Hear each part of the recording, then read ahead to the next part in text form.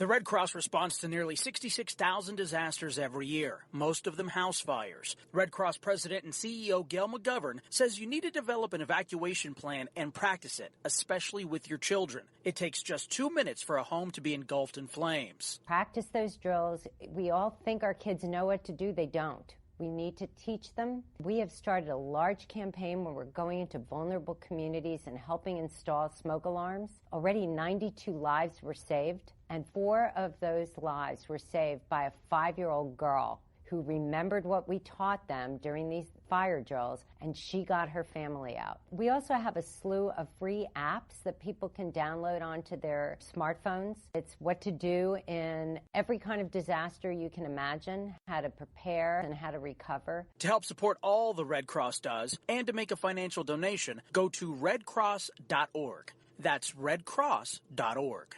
See that cute little dog in the pet store window? Chances are it came from a puppy mill. A breeding facility that forces caged, neglected, and often sick dogs to churn out puppy after puppy to be sold for profit. Meanwhile, millions of wonderful, healthy pets end up in animal shelters. This leads to the killing of more than 9,000 by the end of today. But with one simple choice, you can help, just by deciding to adopt instead of purchase your next pet. Animal shelters are full of amazing pets looking for a home. When you adopt your new best friend, not only are you saving a life, you're taking a stand against puppy mills. When your friends see the smart choice and impact you've made, they adopt their next pet and share with 5 of their friends, who share with 5 more. Before long, thousands get involved. Pet stores stop selling dogs from puppy mills, and even more lives are saved. And with your help, we can save them all. Visit bestfriends.org/puppymills to learn more. It's Thursday night, and you're grabbing drinks with some friends. Start it off with a pitcher for the table, which quickly becomes 2. There's pool. And there's the photo booth. All right, everybody squeeze in. Say cheese! Followed naturally by an order of wings. And another. Can we get some extra ranch sauce? Then there's the ceremonial nightcap. So what are we doing this weekend? And lastly, it's back to the car, which, if you're buzzed,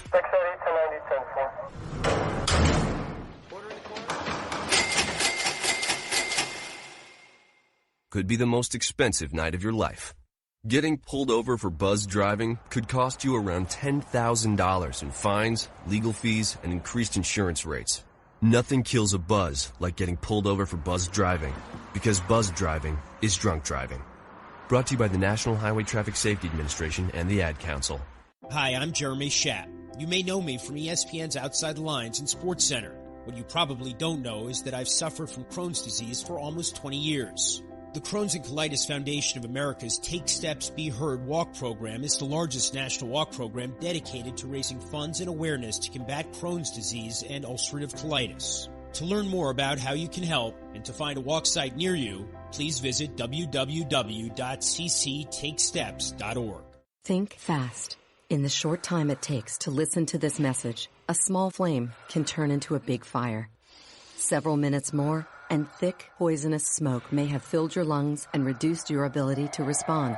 Give it 5, and your entire home may be filled with flames. Keep breathing. We've got you. Don't let your world go up in smoke. Have working smoke alarms and practice an escape plan for you and your loved ones. Learn more at usfa.fema.gov, because fire is everyone's fight. Have you mixed your pain meds, your sleep meds, your allergy meds? Call the Poison Helpline. Has your child eaten a tube of toothpaste, a chip of paint, a wild mushroom? Call the Poison Helpline. Have you been bitten by a spider, a snake, an insect? Call the Poison Helpline. Poisonings can happen at the home, on the job, or in the great outdoors. Call the Poison Helpline first for fast, free advice from medical professionals. Call 1-800-222-1222 anytime, anywhere. 1-800-222-1222. Save the number, save a life. Brought to you by the U.S. Department of Health and Human Services. Every day, the men and women of the United States Marine Corps demonstrate their commitment to defend the American way of life. Since 1775, we have served our nation as a force in readiness. From combat operations to humanitarian assistance in every corner of the world. No matter where the mission takes us today, or wherever our country needs us tomorrow, we always remember the land we call home. As Marines, we take a stand for each other, for our nation, for us all. The few, the proud, the Marines. Hi, I'm Hillary Duff. As a mom, I'm proud to support the March of Dimes in helping more women have full-term pregnancies and healthy babies. That's why I walk in March for Babies. The money we raise funds research and local programs that help babies overcome the challenges of premature birth and birth defects. Sign up today at marchforbabies.org. Together, we can help make healthier babies possible for thousands of families.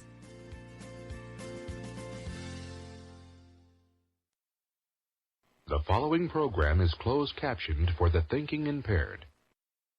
Zinc Media. Feel the power of knowledge.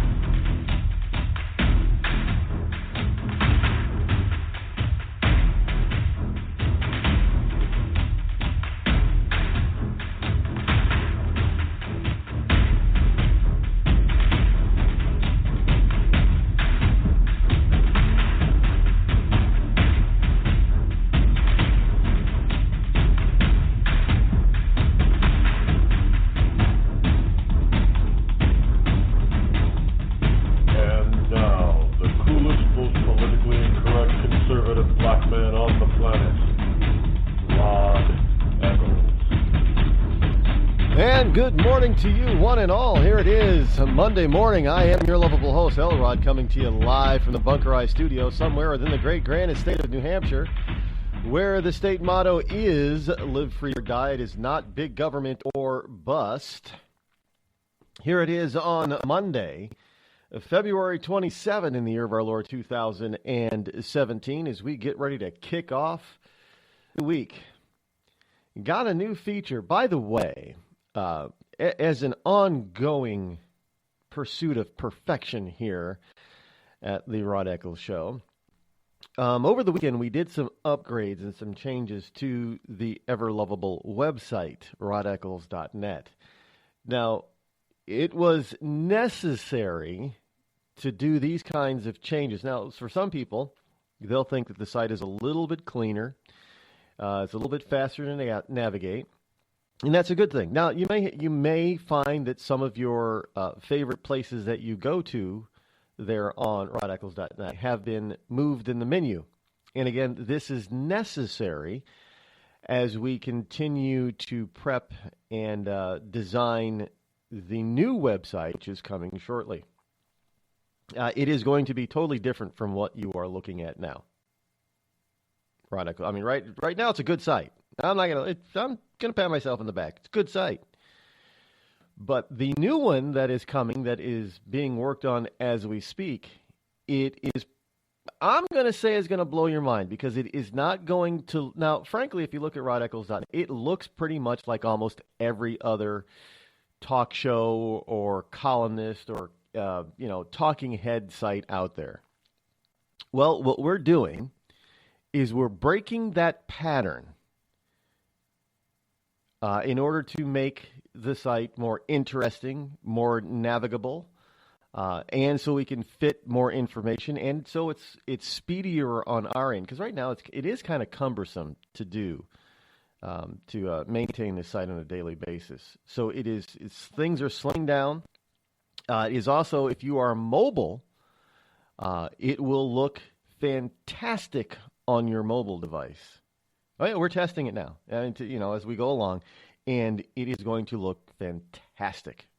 Because right now, I mean, we've done some tweaks to the current site because it hasn't looked its best on mobile, and we know that a lot of people are looking, they're listening to the show and they're reading the show on the go on their tablet or in their phone, and this current site, when it was first launched, looked terrible on a mobile phone. And it did. It looked terrible on a mobile phone. I mean, it looked okay on a tablet, and it looked great on your computer screen, your laptop or your desktop. But for a mobile phone, it looked terrible.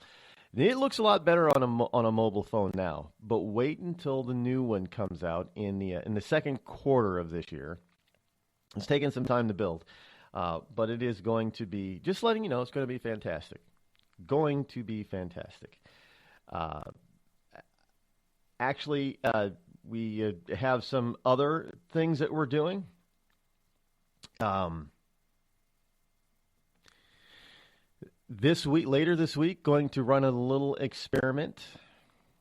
We're going to attempt to do the first half hour of the program as a Facebook Live event. Yeah, we're just testing it out. We're not gonna. It's not gonna be anything fancy. It's not gonna be all that beautiful. It's probably not even gonna. We'll just probably just tag into one of the cameras on one of the computers. We won't be using an external camera, so the quality might not be the greatest.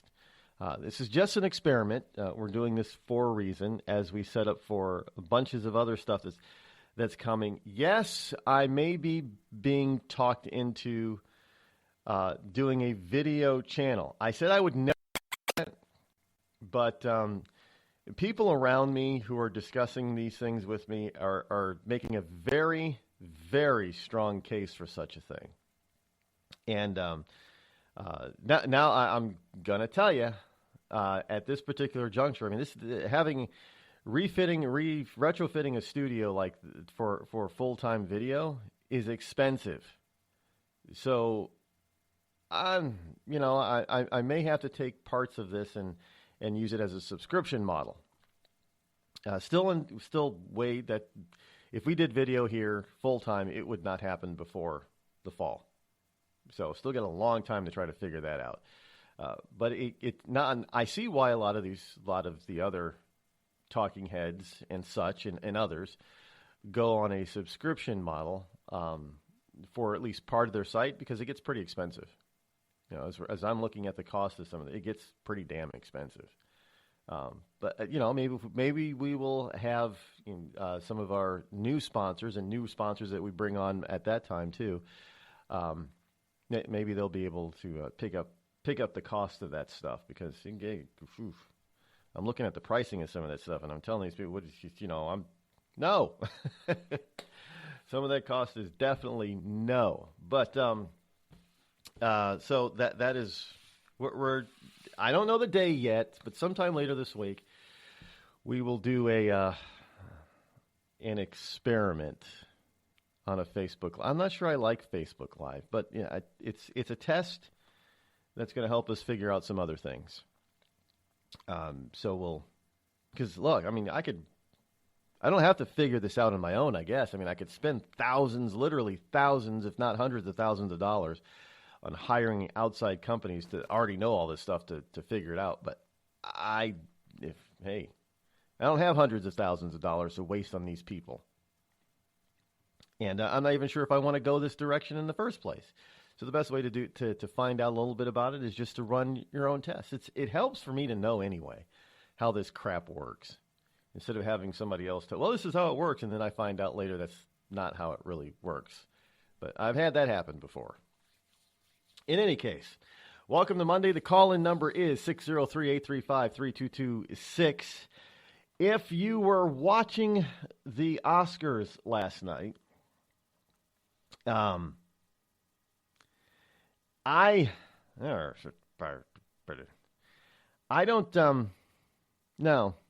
don't watch the Oscars.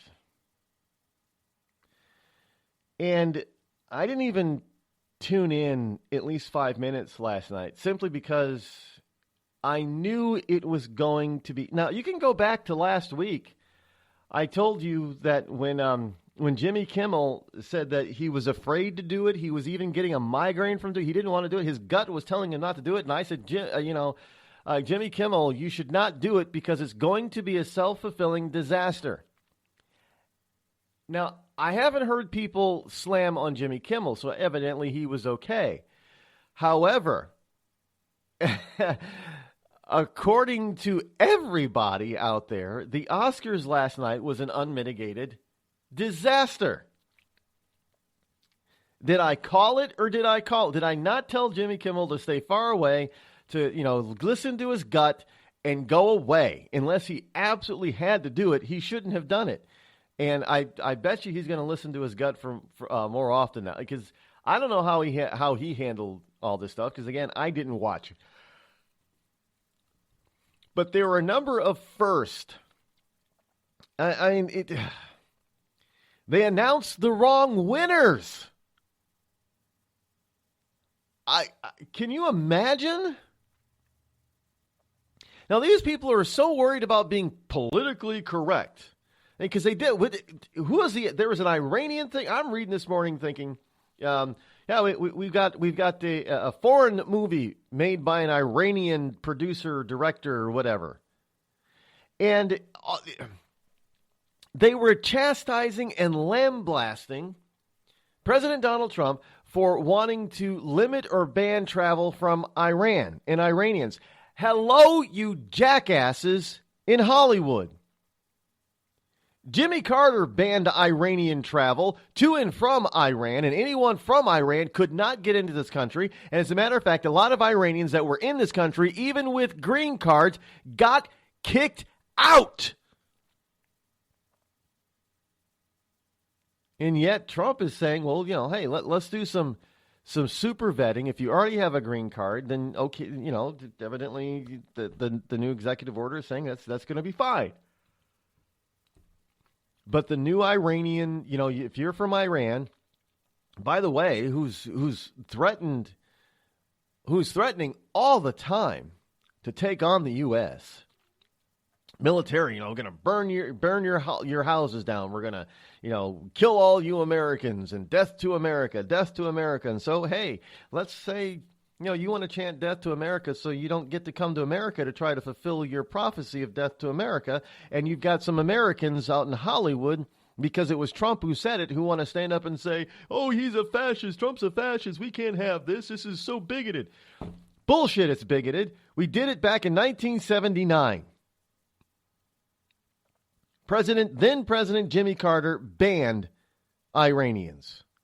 And he even deported many who were already here legally.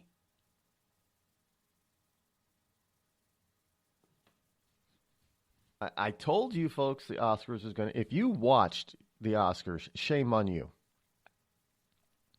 Because I told you it was going to be an unmitigated disaster. And evidently it was, because everybody's talking about the mistakes. They're talking about the announcing the wrong film getting the best Oscar for the film award, whatever it is. You had a number of different issues. I don't know what production issues. You had the guy from because the winner who was from Iran, I suppose. He gave a rousing ovation to boycotting Iranian filmmaker who belittles inhumane U.S. So they give him a rousing ovation. But he was boycotting the U.S. Well, I don't think he was boycotting. I don't think he could get in anyway. These people were actually, at the Oscars, they were actually cheering, literally, their own destruction. They were literally cheering for their own premature deaths. I am not kidding. These people are so stupid and so... No, look, this is not ignorance, folks. This is not... This is plain, utter, sheer stupidity based on blind partisan hatred and intolerance. That's all it is. Because this is the same country when a different president by the name of Jimmy Carter did he did worse than what Trump is proposing. Or what Trump did. Jimmy Carter kicked people out that were here legally. Trump isn't doing that. He hasn't proposed that.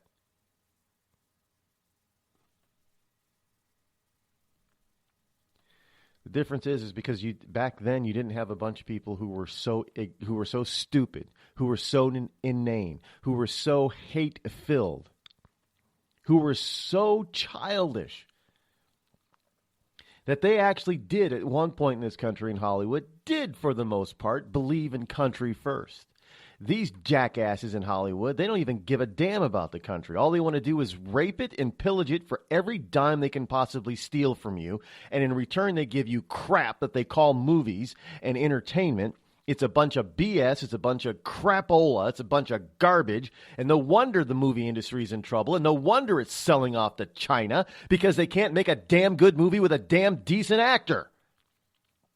Because these are all phony baloney, plastic banana, good time, rock and roll idiots who are cheering for their own destruction, and they're putting it on display worldwide and think that they're so damn smart. I mean, come on. You're going to give an Oscar nod to a person from a country that hates the USA. Whose citizenry was banned here not just by Trump, but by a few different presidents over the past 50 years. So none of you out in Hollywood ever complained when Jimmy Carter did it.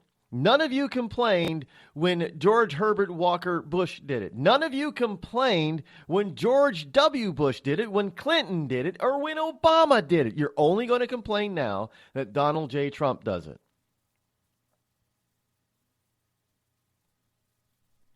I mean, this is you cannot be more partisan on display with your stupidity than these people. I am so done with Hollywood now. I mean, I told you.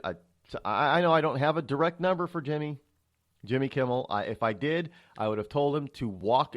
I would have told him to turn around, not walk away, but run from the Oscars. Now, I don't know how he's going to get tagged with this, but you can bet he's not going to come out of this unscathed. And it's not going to do good for do his career any good. He's already in last place in the late night game. And maybe his agent thought this would help him bring him up. The Oscars will never help a lagging career. It'll only make it harder for you. Because these people are full of jackasses, or so they can't even count. Maybe it's all that new math. You're listening to me, your lovable host, Rod, here on the Rod Eccles Show.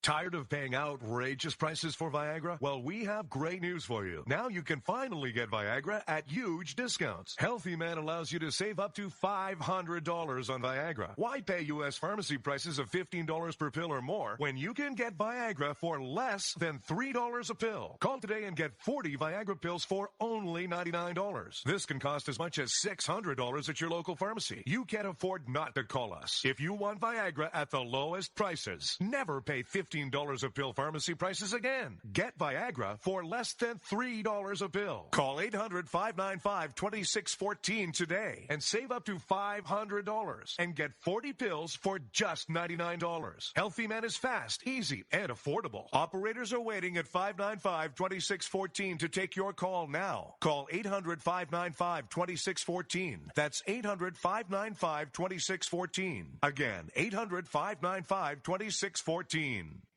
It started with a knock, but it wouldn't end there. What happens in the story next, many wouldn't understand, and most wouldn't believe. 5 + 2 = Perfection by Samuel Rosette Jr. is a must-read. The scriptures within are reminders of the ancient past, and yet intriguingly infuses with texts which stand on the edge of the stage of relevancy. Available online at Westbow Press, Amazon, Books A Million, Barnes & Noble, and SamuelRosetteJr.com.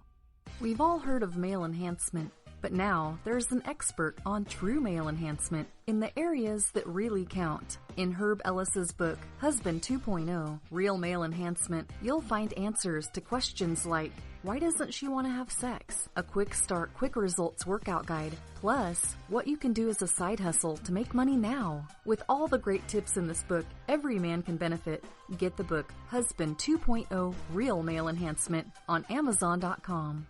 You know, a couple of weeks ago, a long-haired young person came into our bank and said to me, I bet you won't lend me money to buy an electric guitar. Well, he was making $100 a week, and he was over 18, and I said, I bet you I will lend you money to buy an electric guitar. And I did. So what happens? The punk gets busted for possession of dangerous drugs, and we're out $350. There's one thing about kids nowadays. You don't have to give them credit. Universal Bank. We trust you. About as far as we can throw you.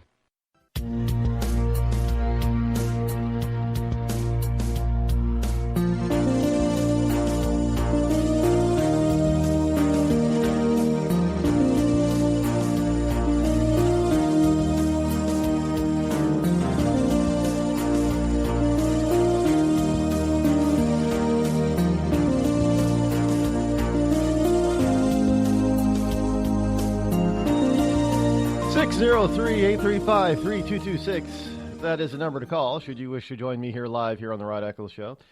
Now, one of the reasons that that we're making changes to the current website in order to line it up better with the new site is for migration purposes. Everything that is on the current site now, and even as we continue to add information and stuff to the current site, well, it's going to have to be migrated over to the brand new site. Now, the problem is that if you don't have, from what I'm learning, if you can't line things up, it takes longer for the migration.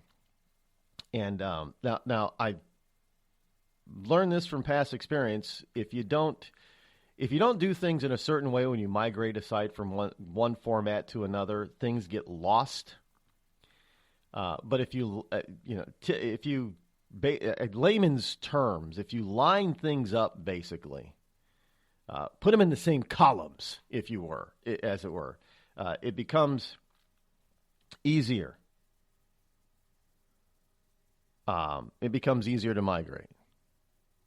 So, and it doesn't take as long because it can, if you got a fairly large site, it can take, it could take hours, days sometimes to migrate stuff over. It's not as fast. You would think it would just be like instantaneous because it would just flip over, but no, it actually has to flow into. I don't know how that kind of garbageola really works. I mean, in theory, I suppose, but the actual to get a visual of it, it's a little bit more difficult to explain from a visual standpoint. But it can take some time. But if you do things ahead of time to line things up, as it were, then it'll take less time and it'll be more accurate, and you won't lose as much data. Now, hopefully, we won't lose any data, but when the migration takes place, and we'll do it over the weekend late at night, and then just one Friday it'll be the old site, and then on that Monday, you'll wake up and go to it to tune in the program, and it'll be something that'll totally blow your mind away. We'll let you know when that happens. But if you've never visited the Rod Eccles website, you should go over there. I mean, you get some good information there. We're adding some aspects to it.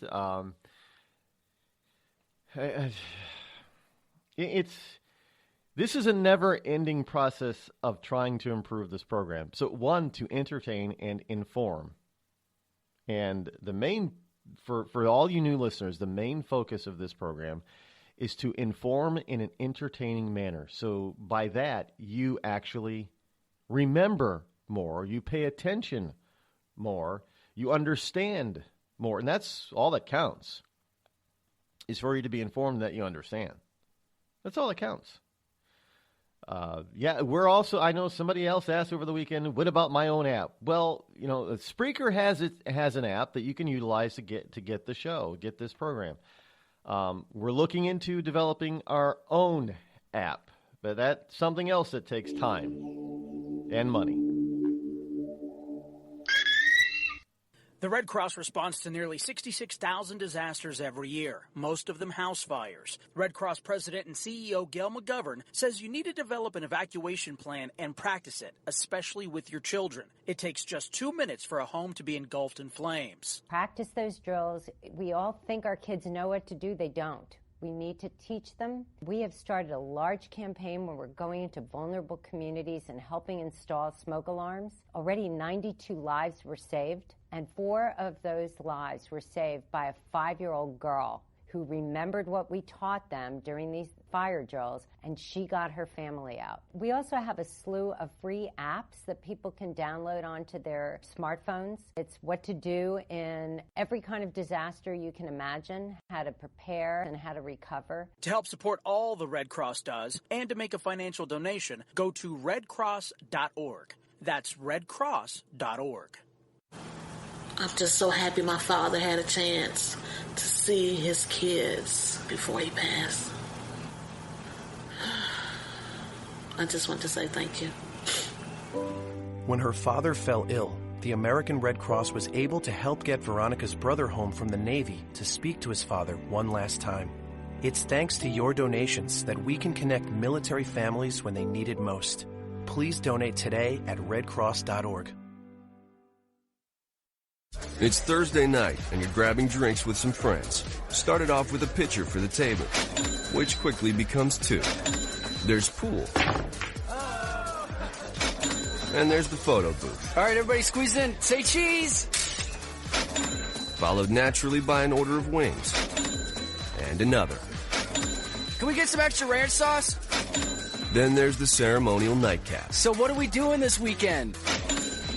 And lastly, it's back to the car, which, if you're buzzed,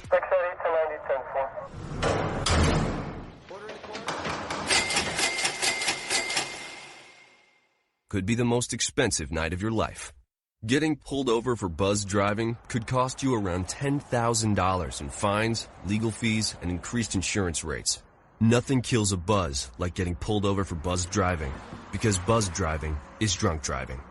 Brought to you by the National Highway Traffic Safety Administration and the Ad Council. Every day, the men and women of the United States Marine Corps demonstrate their commitment to defend the American way of life. Since 1775, we have served our nation as a force in readiness. From combat operations to humanitarian assistance in every corner of the world. No matter where the mission takes us today, or wherever our country needs us tomorrow, we always remember the land we call home. As Marines, we take a stand for each other, for our nation, for us all. The few, the proud, the Marines.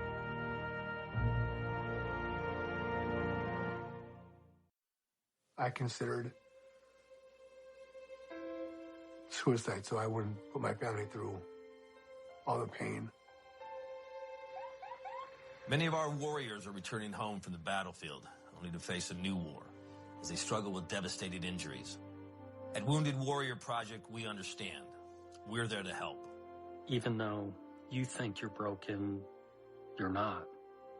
It's the physical and the emotional healing that Wounded Warrior Project provides. With a gift of just $19 a month, you can join Wounded Warrior Project.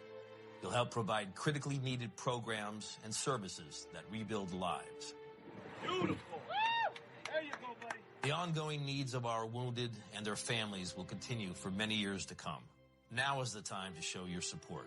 Call now or go online with your gift of just $19 a month, and we'll send you this Wounded Warrior Project blanket.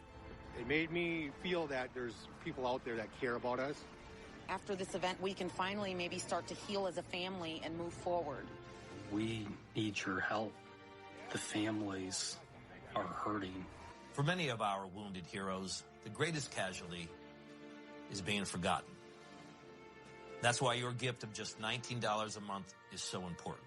Please call or go online right now.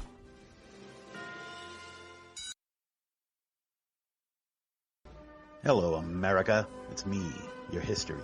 I remember a time when we thumbed our nose in a king's face, sent him packing. And when fascists and emperors talked a little bit too loud, we showed up, tore their cities to the ground, and then rebuilt them just to prove we could. We put men on the moon, we won a Cold War, and we elected fearless leaders who led fearless people.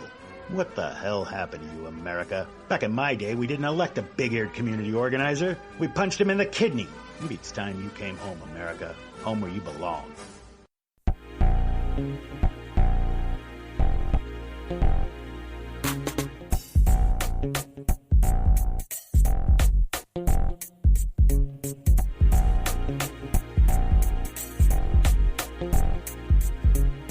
Six 603-835-3226. Here it is on a Monday morning. You can utilize that number all week long during the program to call yours truly. A couple of things I wanted to cover this morning. The other day, all over the weekend, I was listening to another program. I know I do that every once in a while. I'll listen to other people. And a young man by the name of Caden Cowger. Now, I had been mispronouncing his name for years. It's Caden Cowger. He started out, now he's only 18, 19 years old now. And he is a Christian conservative. Now, I say it that way simply because he's quickly becoming, as he grows into adulthood and manhood, he's quickly becoming one of those annoying Christian conservatives. I'm a Bible-believing Christian.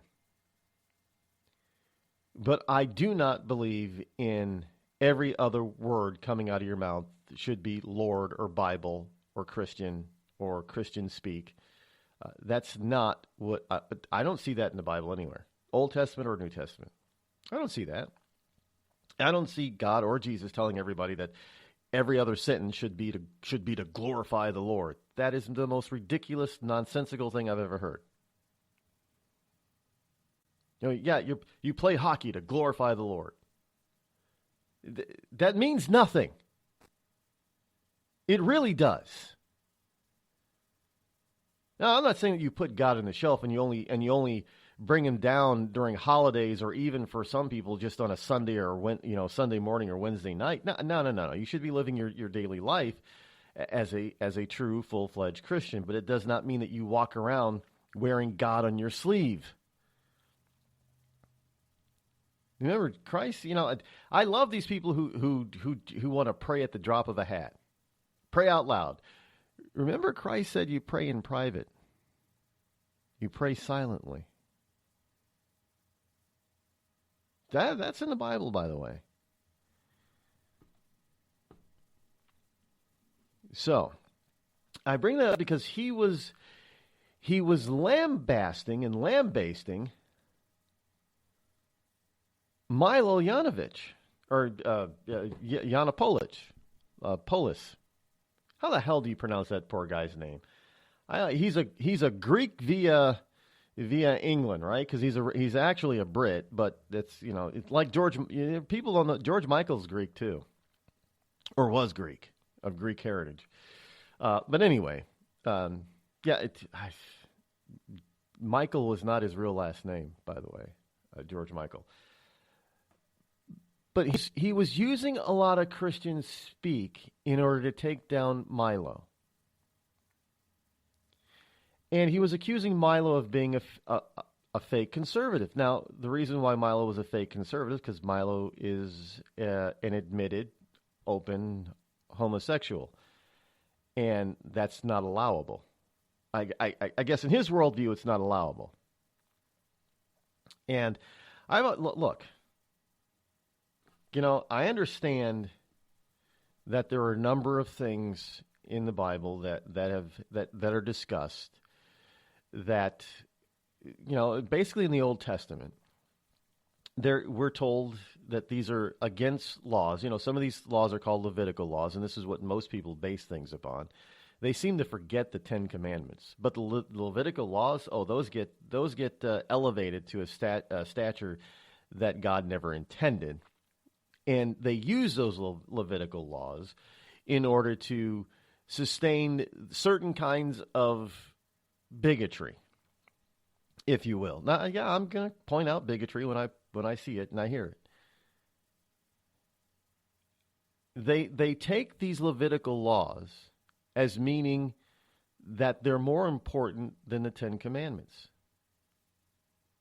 But then they'll totally ignore other. Now, I'm going to say something about Christians here. I'm going to say something about Christians.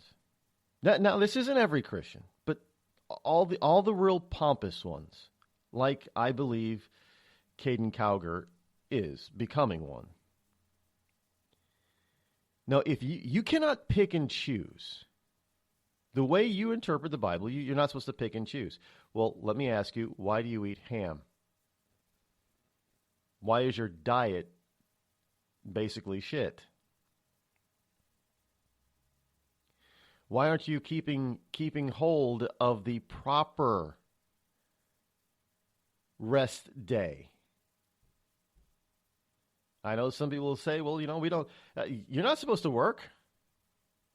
The only thing you're supposed to do why aren't you fasting on Sunday? The only thing you're supposed to do on Sunday is rescue an animal or a human being if they are in trouble, if their life is in danger. Otherwise, you're not supposed to lift a finger. Your day is supposed to be spent all day in prayer, fasting. Now, this is biblical. It's in the Bible, Levitical laws.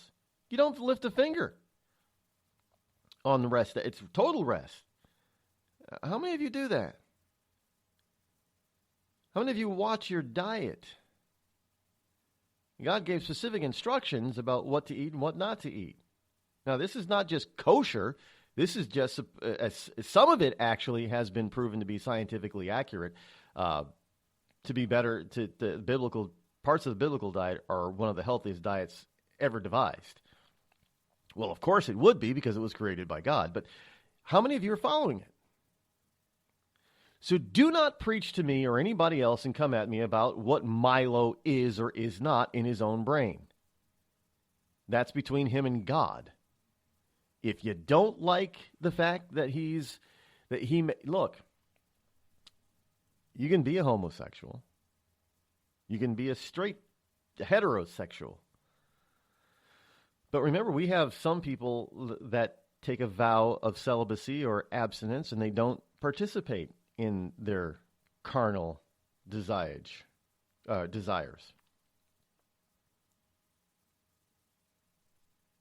And I know that there are some people that actually, well, I believe for most people who are in alternative lifestyles, it is a choice. It's not how they were born.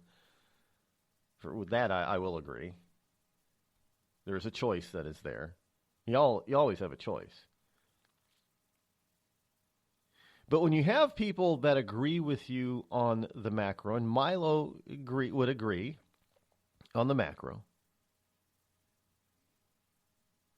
about how this country was founded and how it should be run today, and to discount him and dispatch him because maybe, there's a new movie out there that James Franco, somebody sent me a video clip of this. Now, I'd never heard of it because I didn't even know who it's about. I didn't even know who he was. James Franco and Christian Slater and Alicia Silverstone and Molly Ringwald evidently is in this movie. Now, okay. But it is it's about the rise of this gay porn star, and I guess he's turned legit straight TV star, movie star, I don't know. And what was it? King Cobra is the name of it. And they sent me this clip, and they said, well, what do you think of this, Rod? I've never heard of it. I said, well, you should watch the clip. Now, evidently, this is This is a biopic of a young man by the name of, what's his name? I got it right here. Yeah, Brent Corrigan. Anybody ever heard of him before? I didn't, so I did a little Google search. I got to tell you, I was a little surprised. I was a little taken aback by it. Not going to lie. I mean, things don't usually surprise. Well, I'm not surprised that this is, what's happening, but the kid got into this thing on purpose by fooling a bunch of people that he was older, even going to the point of giving people fake IDs at the age of 17. And then turning on some of these people and trying to get them into trouble. Well, evidently, as I'm looking at this information on this Brent real name Sean something, I'm looking at this so-called biography of this kid starting at 17 by lying to people. I can see why some people would be a little upset. But at the same time, this Brent kid is no different being homosexual as are a lot of straight or heterosexuals. They have done the same. I mean, we've had numerous biopics and fake opics. Fake opics are pretend to be about somebody real, but they're really not. About the porn industry, the straight porn industry. And yet I've never really heard of any of the straight porn people being so torn apart because of their straight end. And so, if you're in college, you've probably seen, look, I went to college. I never got into a lot of that kind of stuff, but man, some of the stuff that they would show and portray, I mean, even down to cartoons, it would blow your mind. So we've got a lot of people doing a lot of things by choice. But that doesn't prevent them from coming around and doing the right things for the right reason at the right time.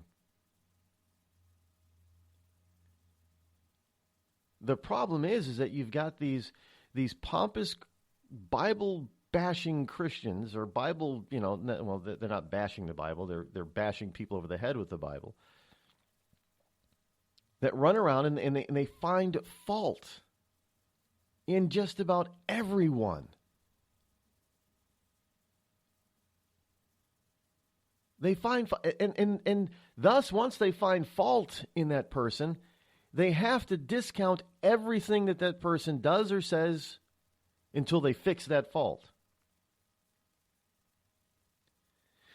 And what I got out of Caden was that he was going to never cease bashing Milo, simply because Milo is an admitted homosexual. And until Milo decides to step out of the evil idolatry of homosexuality, we should not be listening to a word he has to say. I'm thinking, are you kidding me?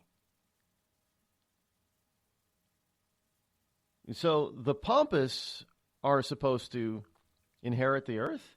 Oh, no, that's not the way it goes. It says the meek shall inherit the earth. Not the weak and not the pompous, but the meek. And it just drives me insane that you've got these people who are nothing but holy rollers, and if you examine their life, it just comes about that they're nothing but a bunch of hypocrites. How many of these televangelists have been brought down by their own doing? Not being set up or trapped into doing anything, just by their own doing. I mean, 80s was big with this stuff, 80s and 90s. Jim and Tammy Faye Baker, you had Jimmy Swaggart, and a whole bunch of others. Even, people talking about having wonderful marriages, and then they get divorced. Who is it? Chuck Swindoll. Yeah, look at some of the names, by the way. It's just ironic. Swindoll? What is that? Swindle, right? Yeah. What do you do? What's swindle mean? Mm-hmm. And you have people like, you got all of a sudden people out there preaching the gospel of the prosperity gospel, like Joel Osteen. And then and prosperity gospel with Creflo Dollar. Didn't he get into some huge trouble not too long ago? And again, what preacher names himself Dollar? Big problem right there. Then, of course, you got those wonderful televangelists like Rod Parsley. I actually watched this guy once. I watched this guy preach on TV. Well, they call it preaching. He was on the air for about 25 minutes. No joke. I sat there and watched him telling everybody that he was going to deliver the biggest, most powerful, God-leaning message ever, literally for 20 minutes. He kept saying, I'm going to give you this word, but before I give you that word, you got to understand it's this and this and this, and I'm just going to come at you with this beautiful word that you're never going to forget, and I'm going to teach you this and teach you that. You know how you're supposed to tell people what you're going to tell them, and then you tell them what you're going to tell them, and then you tell them what you just told them? Well, this guy just decided that he was going to have a 20-minute dissertation of what he was going to tell us. And then at 5 minutes of what he was going to tell us, I'm still trying to think, remember whether or not he actually told us. Because then it seemed like the last 5 minutes, he said, well, that's the message I have for you. Now, if you believe in this message, you just go to that phone and you pick it up and you write that check and you send it in or you call us and you give us your credit card number. I'm thinking, are you kidding me? But these are supposed to be the quote-unquote true Christians.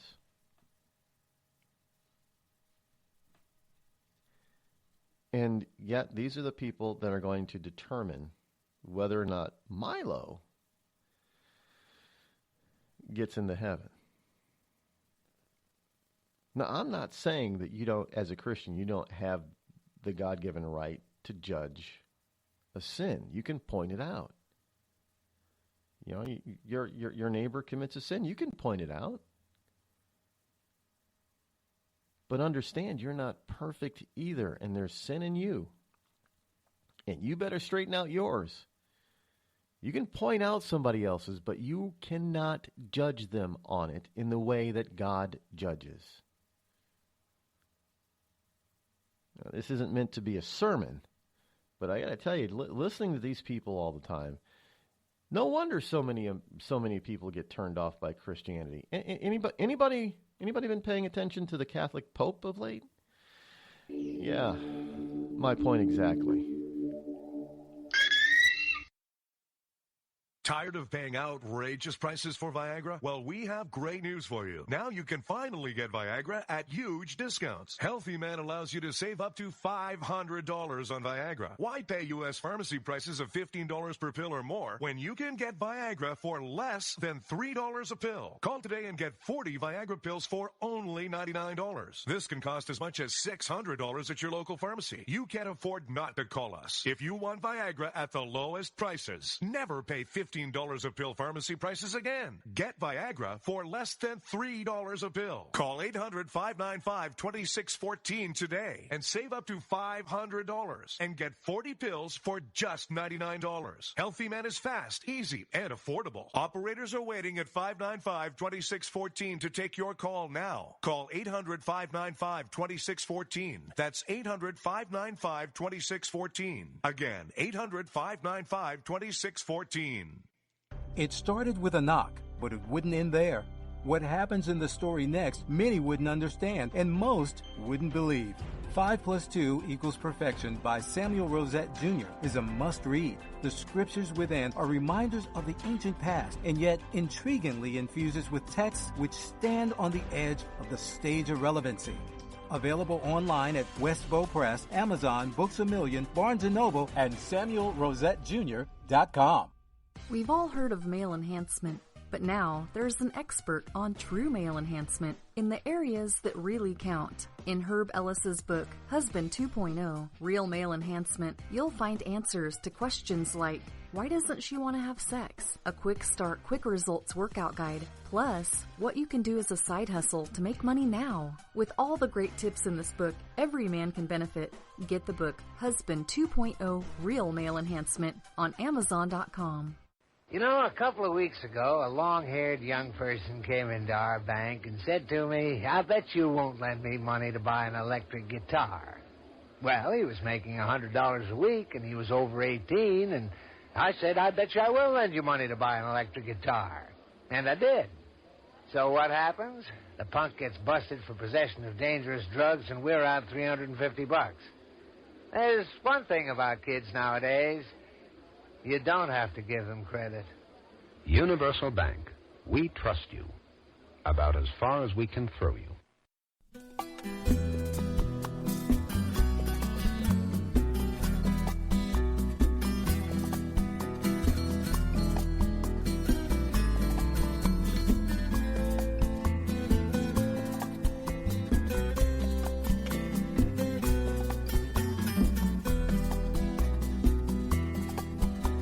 Six 603-835-3226. Thank you, CS, for phonetically spelling and pronouncing how you pronounce Milo Yiannopoulos.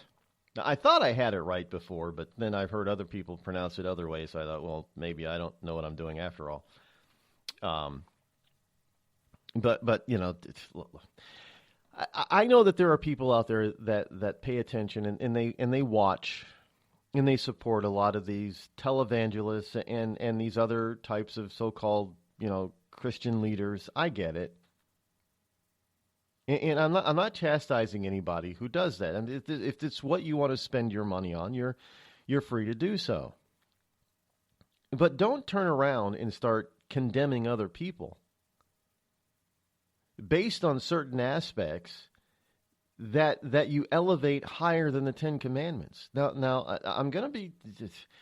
Look, there's nothing in the Ten Commandments that tell that is anti-homosexual. That's in the book of Leviticus. That's when that comes into play. It isn't the Ten Commandments. It's not. It's not there. But yet these same people who want to go ahead and condemn people for being homosexual. They commit adultery and get divorced. Well, God thought that was really very important that he put it in the Ten Commandments. That's what I'm talking about these holier-than-thou, Bible-thumping, Bible-bashing people. I'm not perfect, but don't come across to me as when you're condemning somebody else that you're the end-all, be-all of perfection. And then you just decide to pick and choose. Now, according to the Bible in the New Testament, in order for you to be a leader or a preacher or a priest or a teacher, and you can call them priest, father, reverend, what have you, and lead a congregation, you have to be the husband of one woman with a solid family. The Apostle Paul said that. Now, when Chuck Swindoll? I think it was Chuck Swindoll. When he got divorced, he should have stepped down. How are you going to counsel somebody on having a strong family and a strong marriage when you're sitting as a divorcee yourself? When you're sitting at the head of a shattered family? I might have the credentials of being a reverend, but I could never lead a church. I'm divorced. Plain and simple. So can we stop acting like we're holier than thou, Caden? America is America because it is so American. The children. They are the future of children, and she loves the children. Diversity is diverse when diversity is diversified. For a future you can see, for a future that brings with it all the hopes of tomorrow, by doing everything we did yesterday. We need a leader. We need a champion. We need her. Vote for me. It's enough now. Give me it. It's mine. I want it. Just give me it. I want it now. Stop asking questions and just give it to her already. Or you're a sexist racist. Paid for by criminals and idiots for Hillary Clinton, because let's face it, you'd have to be one or the other to vote for this complete monster. Thousands of families affected by disasters, like the recent wildfires, urgently need support. You can help the American Red Cross provide warm meals, shelter, and hope to families when they need it most. Please donate today to Red Cross Disaster Relief to help people affected by disasters, big and small. Go to redcross.org or call 1-800-RED-CROSS today. Your support is critical. We can't do it without you. I'm just so happy my father had a chance to see his kids before he passed. I just want to say thank you. When her father fell ill, the American Red Cross was able to help get Veronica's brother home from the Navy to speak to his father one last time. It's thanks to your donations that we can connect military families when they need it most. Please donate today at redcross.org. Were you born from 1945 to 1965? People born during these years are 5 times more likely to have hepatitis C. So even if you try to eat right, exercise, and take care of yourself, you could still have hepatitis C, a serious disease that's a leading cause of liver cancer. If you were born from 1945 to 65, you should get a blood test for hepatitis C. Treatments can cure this disease. Talk to your doctor about getting tested. A message from the CDC. Think fast. In the short time it takes to listen to this message, a small flame can turn into a big fire. Several minutes more, and thick, poisonous smoke may have filled your lungs and reduced your ability to respond. Give it 5, and your entire home may be filled with flames. Keep breathing. We've got you. Don't let your world go up in smoke. Have working smoke alarms and always stay in the kitchen when cooking at high temperatures. Learn more at usfa.fema.gov, because fire is everyone's fight. Have you mixed your pain meds, your sleep meds, your allergy meds? Call the Poison Helpline. Has your child eaten a tube of toothpaste, a chip of paint, a wild mushroom? Call the Poison Helpline. Have you been bitten by a spider, a snake, an insect? Call the Poison Helpline. Poisonings can happen at the home, on the job, or in the great outdoors. Call the Poison Helpline first for fast, free advice from medical professionals. Call 1-800-222-1222 anytime, anywhere. 1-800-222-1222. Save the number, save a life. Brought to you by the U.S. Department of Health and Human Services. Premature birth is the #1 killer of babies. Those who survive often face birth defects and complications that affect them for life. For hundreds of thousands of families in the United States, this is the hardest thing they will ever have to face. And it's even harder on the baby. March of Dimes is providing education and support to families and funding life-saving research to give every baby a fighting chance. You can help. Do something today. Give them tomorrow at marchofdimes.org/tomorrow. It's pretty amazing when you consider that 7 years ago, we didn't have the treatments we have now. We cure 80% of children with cancer. Go back 50 years, we were curing 20 to 30%. This is the miracle story of modern medicine. We understand what makes this cancer tick. And of course, without donors from around the world, this just couldn't happen. There's one thing we're focused on, and that's beating this thing. St. Jude Children's Research Hospital. Finding cures, saving children. Learn more at stjude.org. Not on my watch, our military service members say, as they volunteer to serve. As they move out, stand firm, and take fire. So not on our watch, we say, to the severely ill or injured veterans who can't get the care they deserve to live full and independent lives, even when there's no government funding or a nursing home seems like the only option. We won't leave one warrior behind. Not on our watch. Join us at findwwp.org. Every day, the men and women of the United States Marine Corps demonstrate their commitment to defend the American way of life. Since 1775, we have served our nation as a force in readiness. From combat operations to humanitarian assistance in every corner of the world. No matter where the mission takes us today, or wherever our country needs us tomorrow, we always remember the land we call home. As Marines, we take a stand for each other, for our nation, for us all. The few, the proud, the Marines.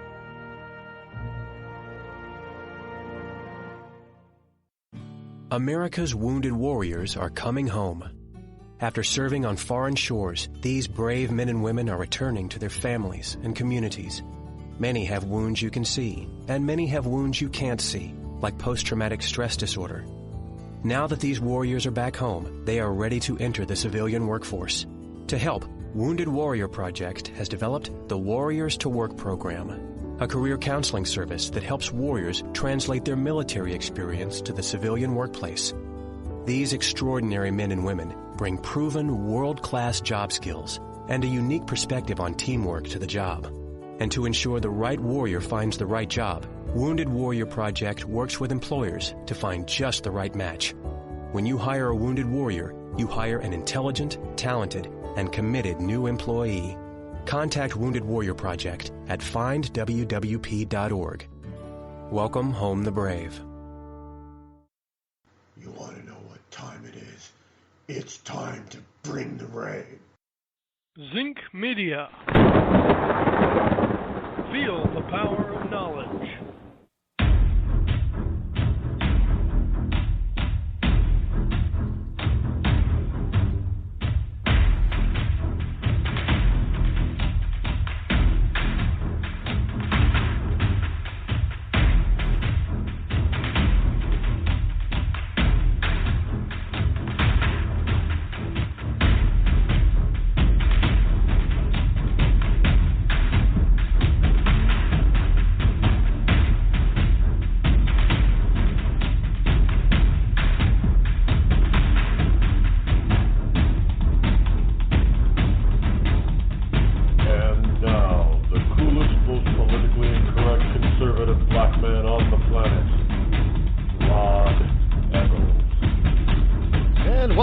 It is your lovable host, Rod, coming to you live once again from the Bunker Eye Studio, located somewhere within the great Granite State of New Hampshire, where the state motto is live free or die.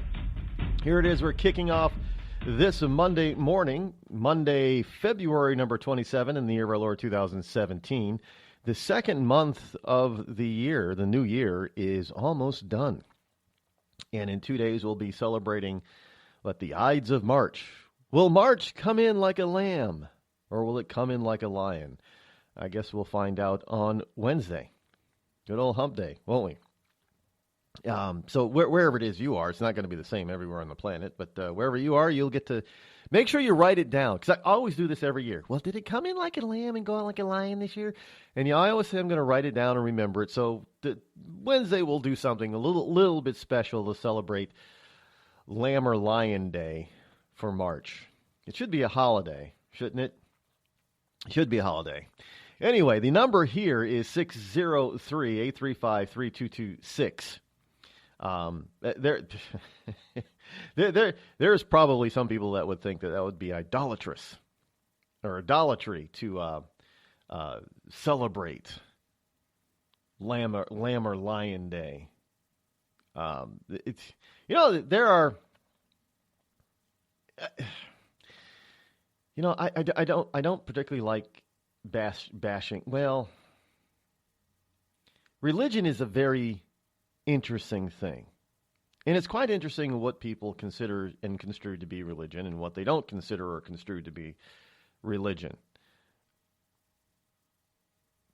But it all stems from one thing. Religion, no matter what it is an invention of man, not God. Now, when Jesus Christ was on this planet, there was no religion. In fact, Jesus fought against the religion of the day. And some people say, well, that's Christ is where the Catholic Church begins. No, it's not, actually.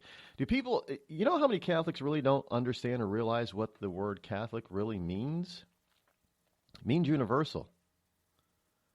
And if you look at what the Catholic Roman or Holy Roman Catholic Church really is all about, there is some universality in it. And this current Pope, and he's embraced certain aspects of other religions. He's told Catholics, it's not so bad to be to be a Muslim. It's not so bad to be a Buddhist. It's not so bad to really. Well, if you go back to the beginning of Constantine,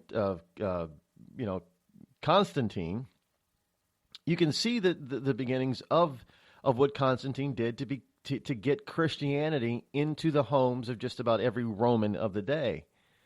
He had to establish a church that would allow for the adoption of all kinds of paganistic, what we call paganistic rituals. And this got adapted into what we now call the traditional Roman Catholic Church. A lot of that stuff, where does anybody say that you got to have a pope? Christ never said anything about a pope. You got to go to church for confession. And trust me, Catholics are not the only ones who believe this. I'm not bashing Catholics. I'm just asking you to believe or to think about what you believe.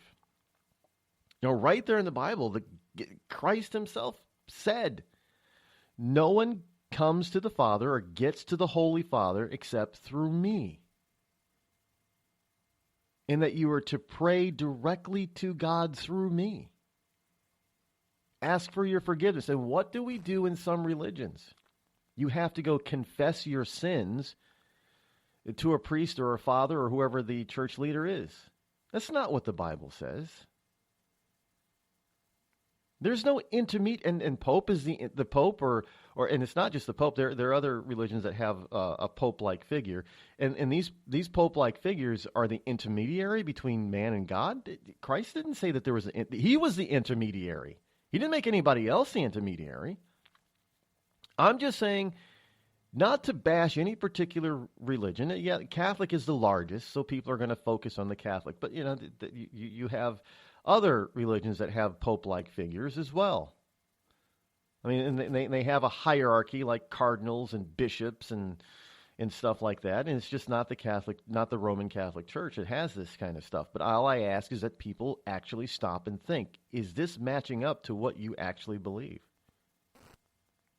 If it does, great. If it doesn't, then you got to ask yourself another question. What the hell are you doing? And there were plenty of people that asked that question, what the hell are we doing? And thus they broke away and they formed the various denominations of Protestantism. Now, of which I am a Protestant, but I got to tell you, we got just as many problems as the Catholics do when it comes to this sort of stuff. Really do. And it's all because man invented religion. Not God. God gave us his word, and we've taken that word and interpreted it in a million different ways. And it's not up for interpretation. Just like the Constitution is not up for interpretation. Oh, you can interpret it this way, Rod. No, you cannot interpret it any way except for what it was intended to be. And we have lots and lots and lots of documentation that tells us exactly what the founders meant by every single sentence in the Constitution. We don't have to wonder. All we have to do is go back and read everything that they ever wrote or spoke. And they told us exactly what they meant. If you wanted to understand some of the court decisions and what the Supreme Court may have said, well, go back to the original Supreme Court when you had the originalist on the Supreme Court, when you had the Chief Justice who was one of the signers of the Constitution. They know exactly what it meant. And yet we have people interpreting it today and say, well, it doesn't mean that. And then if you go back, 200 years, and the Supreme Court today versus 200 years ago talked about this or made a ruling on this, and in today's courts, it goes totally opposite of what the originals said it should be thought of or interpreted as. No, you're not to interpret anything.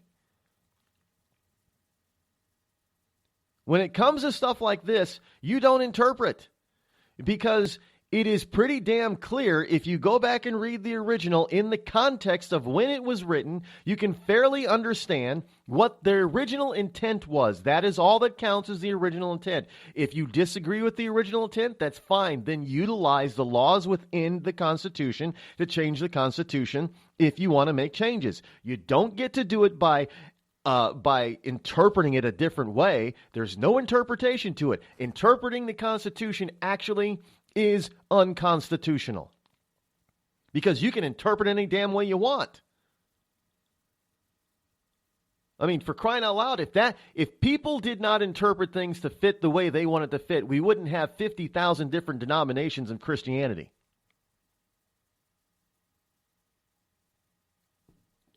That's all interpretation does.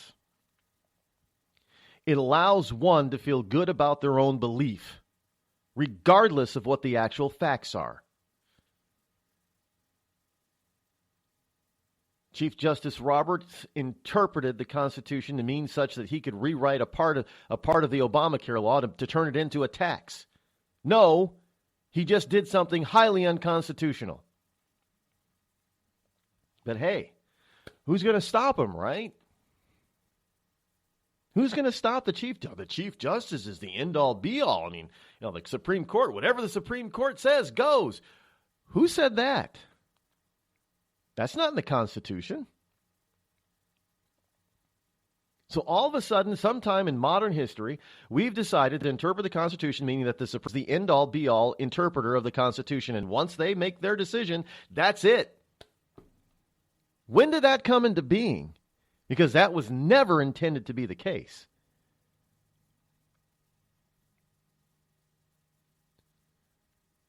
Plain and simple. And so now we have a bunch of people out there that are saying, well, we're going to go judge shopping. So we can find a judge that's going to believe the way we believe and interpret the way we interpret. And we're going to impose that interpretation on everybody. Well, that's unconstitutional. Rod, you don't get to decide. You're right. I don't get to decide, and neither do you, because it's already been decided. And if you don't like the decision, it's called amend the Constitution. We used to do things like that in this country. We used to actually follow the Constitution, and actually when we wanted to change the very fabric of the way this country was governed, we actually would amend the Constitution. We didn't try to find a judge who would rewrite a law, which is unconstitutional. We didn't look for a judge who was going to step out of his role and into another role and interpret what, in another branch of government, keep the other branch of government from doing its constitutional duty because they didn't like it. That particular judge didn't like it. No, we didn't used to do that. We used to do things by the book or by the Constitution. So there are people that didn't like people who drank alcohol. So what did they do? They amended the Constitution to make alcohol illegal. And then when they realized, well, that was a mistake, we really shouldn't do that. Somebody didn't make a law just to change it back. No. They actually went and had a constitutional amendment that repealed the constitutional amendment that called for this country to be dry. See, we used to do things like that. And now we don't. And we don't do things like that because you have a particular political belief system in some people that think, well, nobody's ever going to agree the way we minority agree. Called liberalism. Vast majority of Americans do not believe in all-out liberalism. So there's no way in hell they would ever be able to amend the Constitution to get their junk passed. So what did they do? They started looking for liberal judges who would step outside of their constitutional barriers and duties. And then the rest of us allowed them to do that. And so now it's at the point where, we gotta go to court to fight this unconstitutional order. No, you don't. I have said on this program before that because the judge was acting super constitutionally outside of the Constitution when he tried to ban the executive order of Donald Trump, when the Constitution specifically says and the laws that were passed by Congress and signed by previous presidents gave all this power to the president to determine who gets to come into this country. A court has no jurisdiction over that. The Constitution is clear.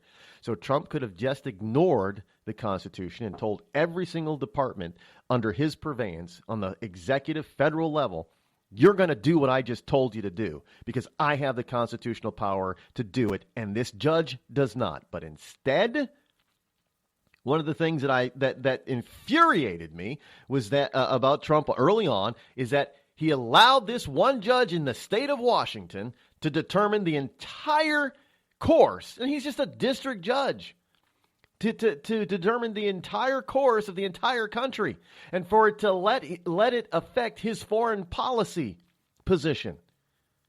I was livid about that. But I understand that there are politics in play, and he's got to play by. No, I'm saying Donald Trump has already proven he doesn't have to play by anybody else's rules. So that's not a good time to start playing by the liberal rules. We need a president, and we need to get behind Donald Trump as president to totally eviscerate all the unconstitutional rules and laws and procedures that the left wants to put in place or has put in place. Because if it ain't constitutional, you can ignore it. And then they're going to have to go and prove why it is constitutional when it's not. What are they going to do? I know, you got Maxine Waters. Well, we'll just impeach him. Really? Trust me, these people are so upset that Bill Clinton got impeached for, rightfully so, and he should have been convicted, to tell you the truth. But they're so upset that their favorite guy in modern history, he got impeached for doing something illegal, actually. Go figure. And so now every time somebody they don't like, George W. Bush, got to impeach George W. Bush. Why? Because it's an impeachable offense. That's not an impeachable offense. You just disagree with him politically. Well, do you think that if Donald Trump talked to the Russians before he got inaugurated, that's an impeachable defense? Yes. Oh, so every president who's been elected, who has talked to any foreign entity before they were inaugurated, should also be impeached. Well, yeah, they can't say that because every modern president, their administration, has reached out to other governments before they were inaugurated. Why? Because in this day and age, you don't want to go into the Oval Office cold turkey, not knowing a damn thing. That's why. And Democrats as well as Republicans have done this. So, of course, they cannot agree that everybody needs to be impeached if that's the case. Well, it's unconstitutional to jerry-rig and to pick and choose, by the way. The law is the law, one way or the other.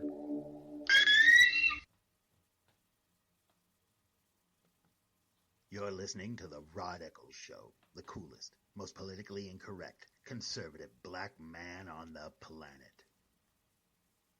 Tired of paying outrageous prices for Viagra? Well, we have great news for you. Now you can finally get Viagra at huge discounts. Healthy Man allows you to save up to $500 on Viagra. Why pay U.S. pharmacy prices of $15 per pill or more when you can get Viagra for less than $3 a pill? Call today and get 40 Viagra pills for only $99. This can cost as much as $600 at your local pharmacy. You can't afford not to call us. If you want Viagra at the lowest prices, never pay $15 $15 a pill pharmacy prices again. Get Viagra for less than $3 a pill. Call 800-595-2614 today and save up to $500 and get 40 pills for just $99. Healthy Man is fast, easy, and affordable. Operators are waiting at 595-2614 to take your call now. Call 800-595-2614. That's 800-595-2614. Again, 800-595-2614.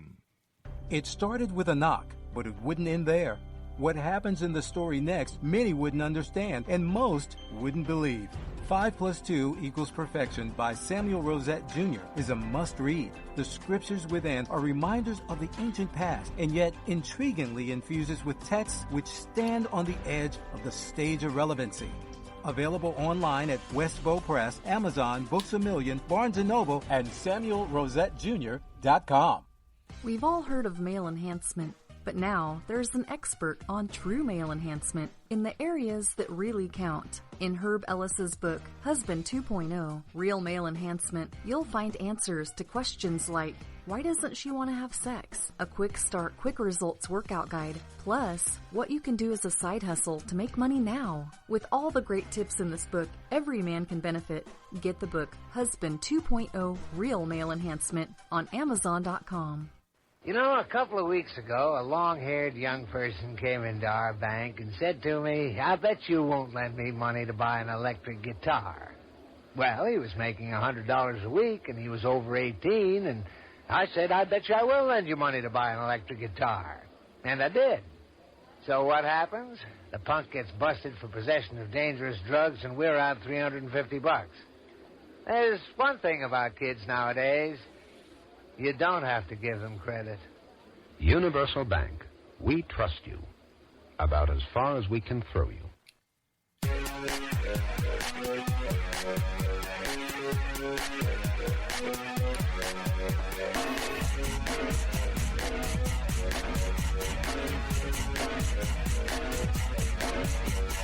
Get up. These, not wasting, swallow about these.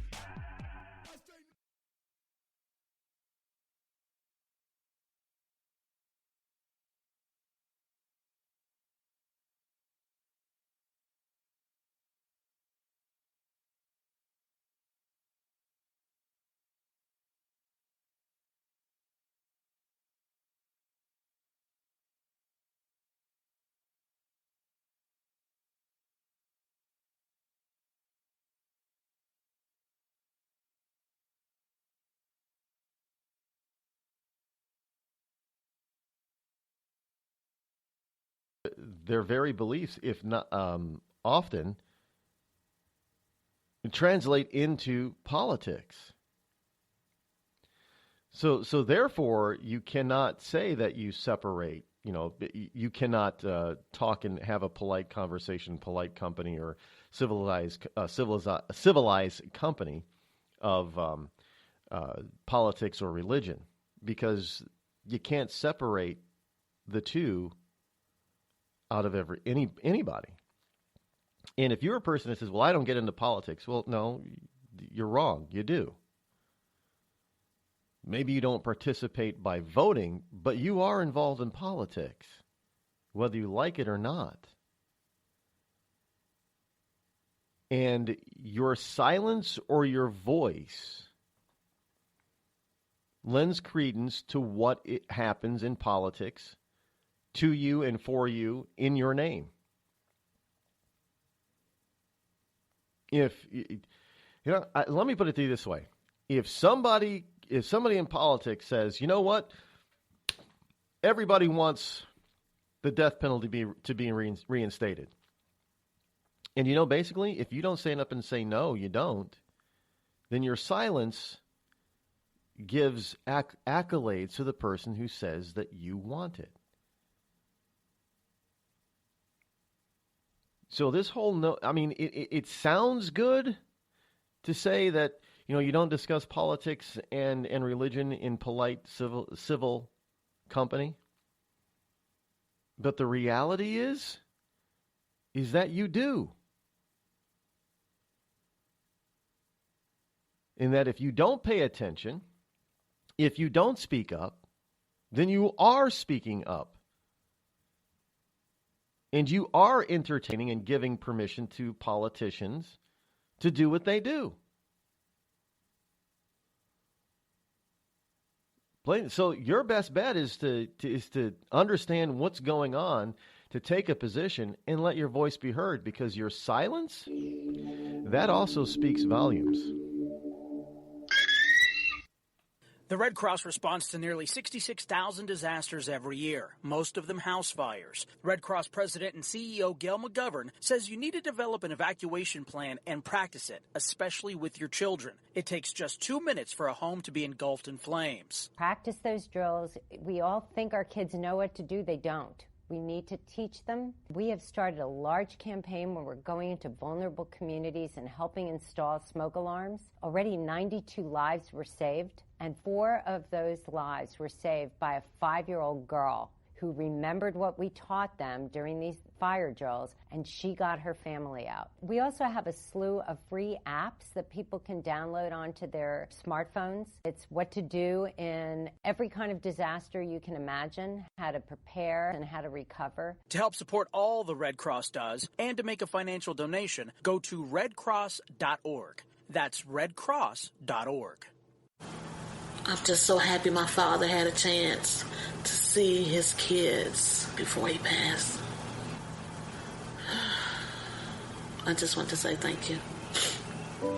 When her father fell ill, the American Red Cross was able to help get Veronica's brother home from the Navy to speak to his father one last time. It's thanks to your donations that we can connect military families when they need it most. Please donate today at redcross.org. It's Thursday night, and you're grabbing drinks with some friends. Started off with a pitcher for the table, which quickly becomes 2. There's pool. And there's the photo booth. All right, everybody squeeze in. Say cheese! Followed naturally by an order of wings.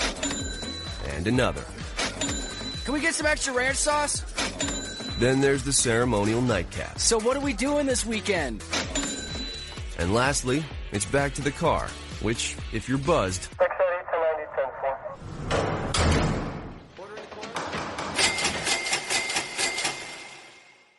could be the most expensive night of your life. Getting pulled over for buzzed driving could cost you around $10,000 in fines, legal fees, and increased insurance rates. Nothing kills a buzz like getting pulled over for buzzed driving, because buzzed driving is drunk driving. Brought to you by the National Highway Traffic Safety Administration and the Ad Council.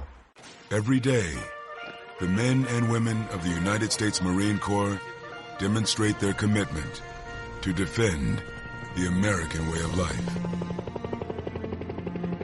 Since 1775, we have served our nation as a force in readiness. From combat operations to humanitarian assistance in every corner of the world. No matter where the mission takes us today, or wherever our country needs us tomorrow, we always remember the land we call home. As Marines, we take a stand for each other, for our nation, for us all, the few, the proud, the Marines.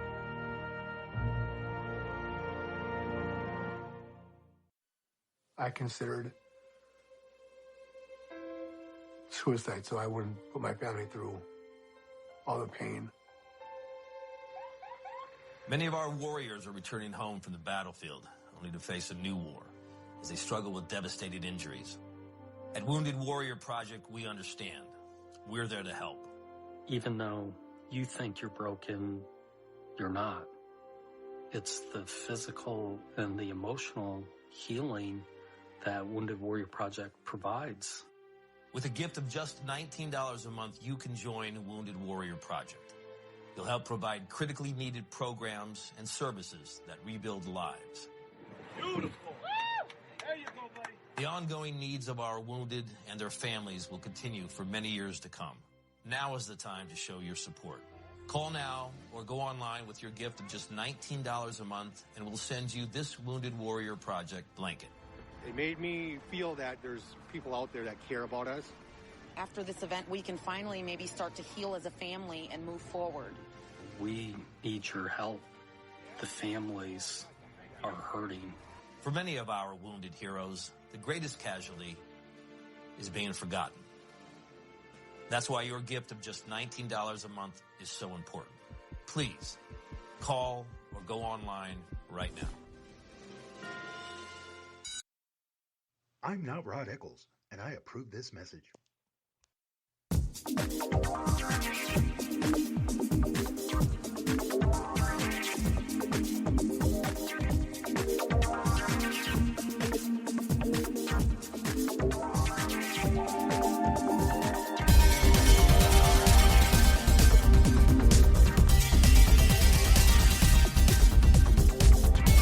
There's something else going on out there that is in increasing numbers, and it's alarming.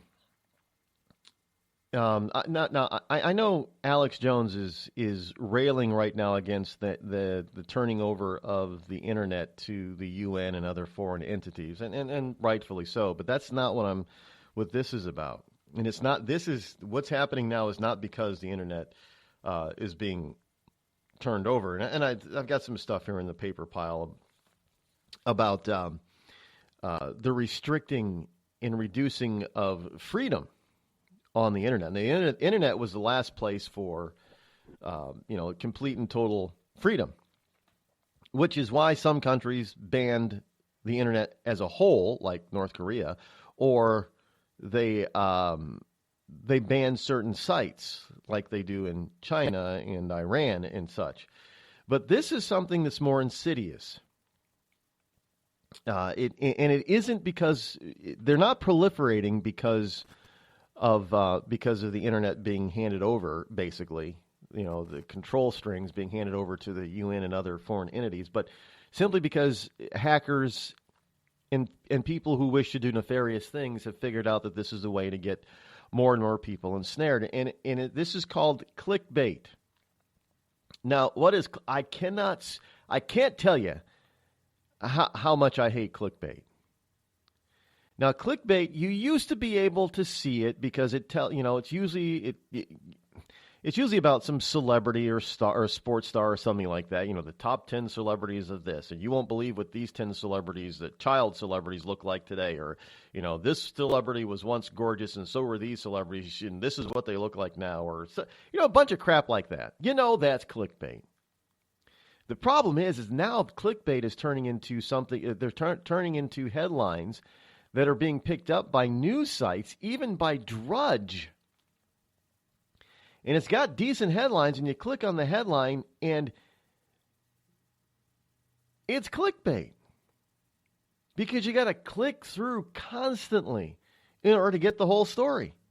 Because a story comes in, 10 or 15 or 20 panels. I hate those. One, they clog up your computer because they're so loaded with spyware and cookies and ads. It is obviously they work. Because how do you know if something works? Because people keep using that same technique, or companies keep using that same technique. Now, these clickbait places are not. Most of them are not owned by individual companies. They're owned by individual people who then use all the ability to put on all these different ads to make money off them. I get it. But I mean, really, you go to one and you got a single short, 3-paragraph story. But it takes forever for that story to load because 30 different ads and pop-ups have to load first. Yeah, people need to be, and they're starting to hide stuff. They're starting to hide nefarious stuff in sites like these. So it gets it's a lot more difficult to figure out which are the good sites and which are the bad sites. I know it's becoming. Look, this is another reason that is going the RodEccles.net website is going to be changing. And we're going to be adding a couple of new sites. Now, I'm not going to give you their names right now because we still have to solidify and secure the website addresses. But we're going to do that this week, and then I'll be able to tell you what they are. But we're going to try to figure out ahead of time what all this clickbait stuff is and avoid giving it to you. And we're not going to, I'm not going to have clickbait sites. Not going to be all these ads all over the place. In fact, if you go to my site right now, you won't find if you find an ad on rodeccles.net, I didn't put it there. Just so you know. Not a single ad. Now, we will be adding sponsor ads, but you'll know that they're sponsors because you'll hear them on the program first. So right now, there isn't anybody. Even some of the sponsors that we have now, there are no ads over there. So if you go to rodeccles.net and you find an ad, let me know because we didn't put it there. We've stripped all ads because of this problem. And it's getting worse. But I'm trying to put up some web properties that give you a little bit of a rest from all that noise. And Facebook is kind of like that now, and where they have ads, and they have the clickbait ads. You never know.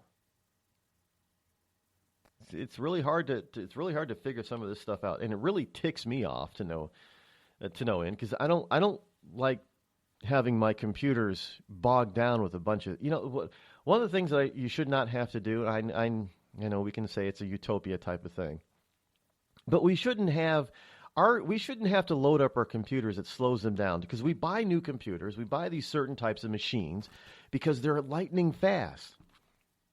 But the problem is we often have to load them down with anti-spyware and, anti-this and anti-that and firewalls and fire blockers and spam blockers and all this, and it slows everything down.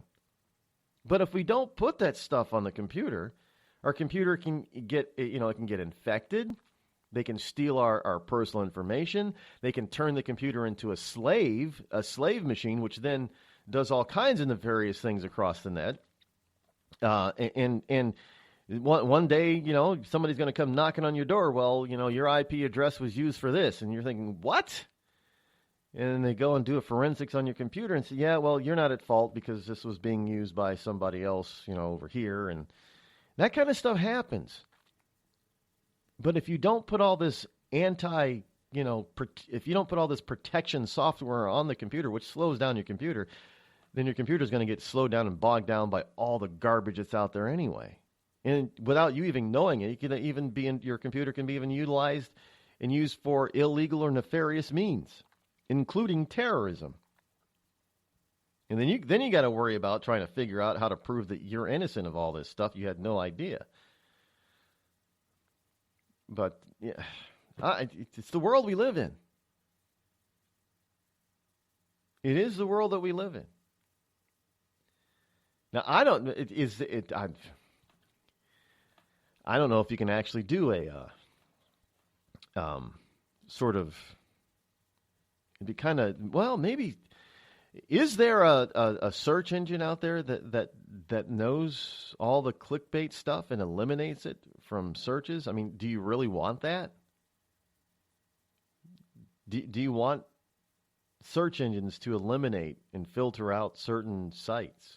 I mean, there are obvious, what you would think would be obvious things. I mean, you don't necessarily want to go to a site that is known to be evil. But do you want somebody else or an algorithm determining what you really can and can't see? I mean, isn't that what Google has been accused of doing a few times?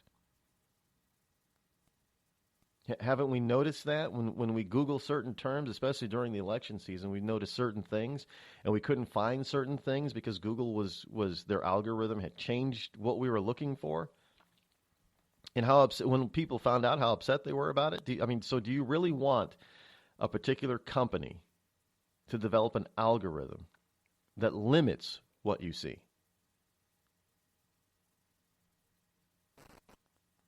Oh, it's a very, very touchy question, isn't it?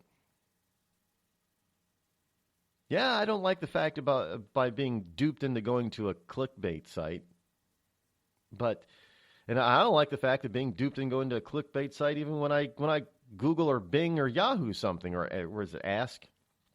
But do I want them to start limiting what I could possibly see? Aren't there enough limits already? I'm just asking. I don't personally myself. I'm kind of torn between the two. I mean, yeah, I don't want to be, snaked into going to a clickbait and then having my computer hijacked. But then I don't want all these algorithms that are trying to eliminate these clickbait sites to start eliminating and preventing me from seeing legit sites, because that happens.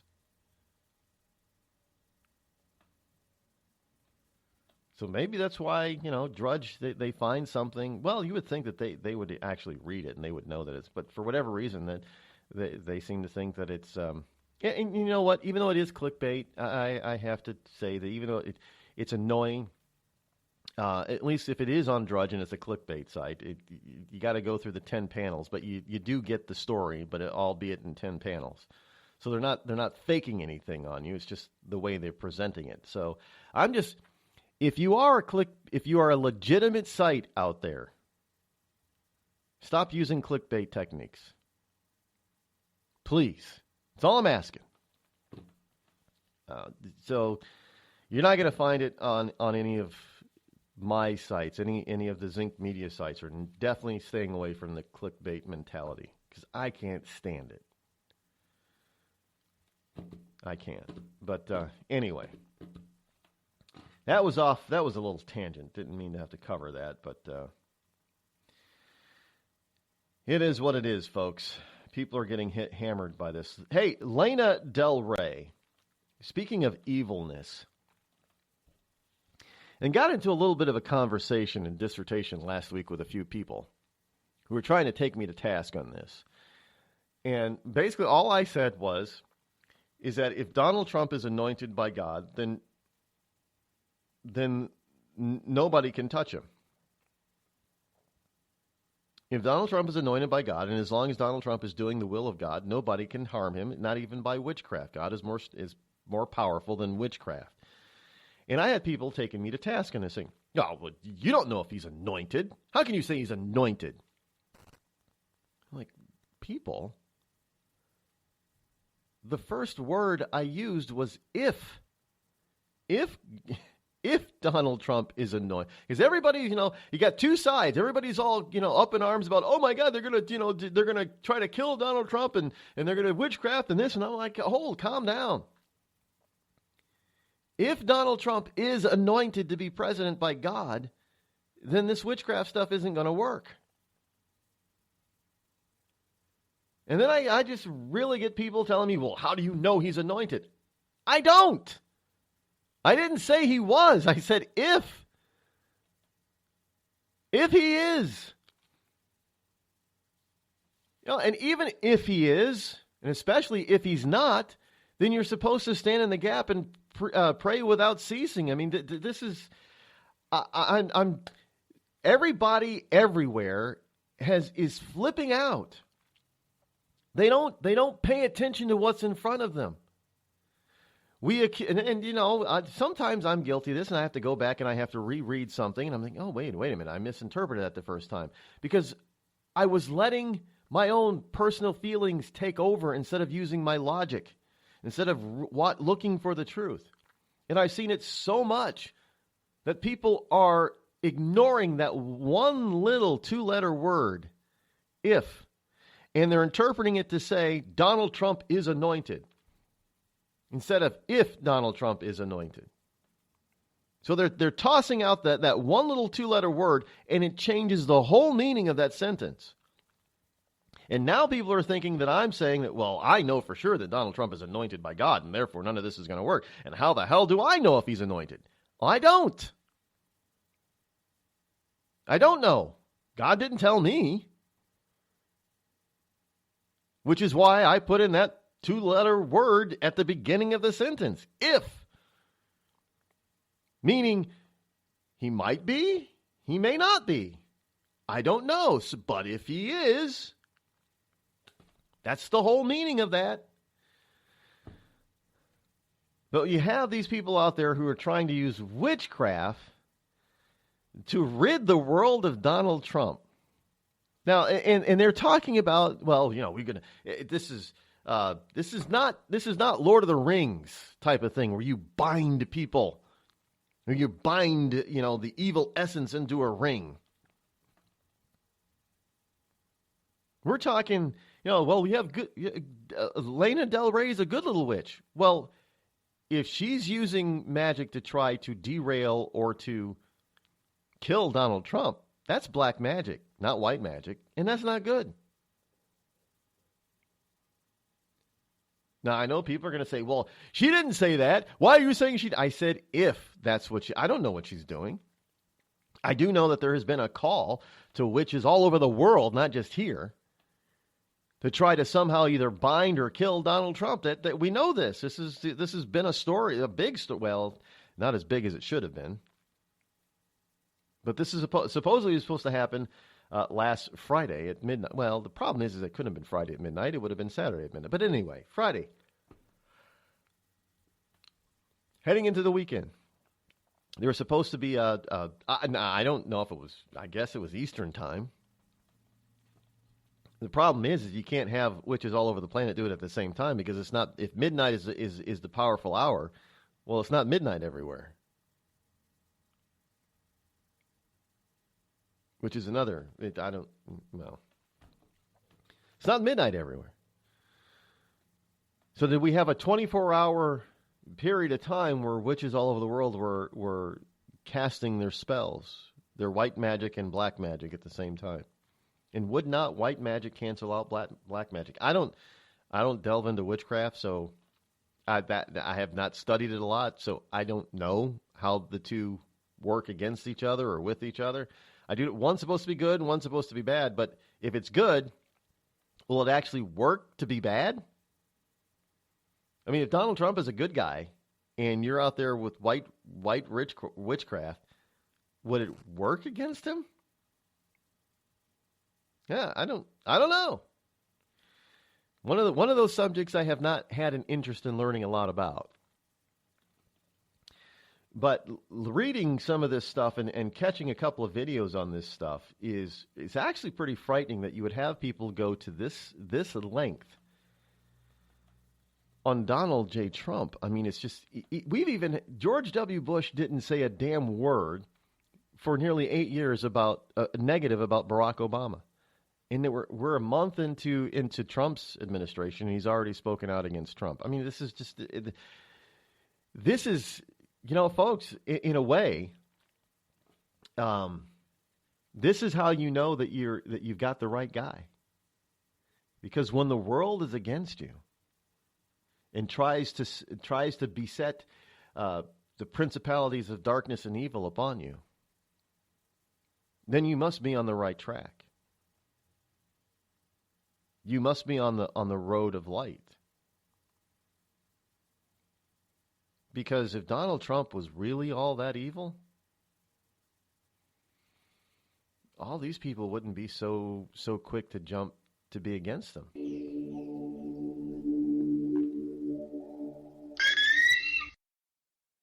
Tired of paying outrageous prices for Viagra? Well, we have great news for you. Now you can finally get Viagra at huge discounts. Healthy Man allows you to save up to $500 on Viagra. Why pay U.S. pharmacy prices of $15 per pill or more when you can get Viagra for less than $3 a pill? Call today and get 40 Viagra pills for only $99. This can cost as much as $600 at your local pharmacy. You can't afford not to call us. If you want Viagra at the lowest prices, never pay $15 $15 a pill pharmacy prices again. Get Viagra for less than $3 a pill. Call 800-595-2614 today and save up to $500 and get 40 pills for just $99. Healthy Man is fast, easy, and affordable. Operators are waiting at 595-2614 to take your call now. Call 800-595-2614. That's 800-595-2614. Again, 800-595-2614.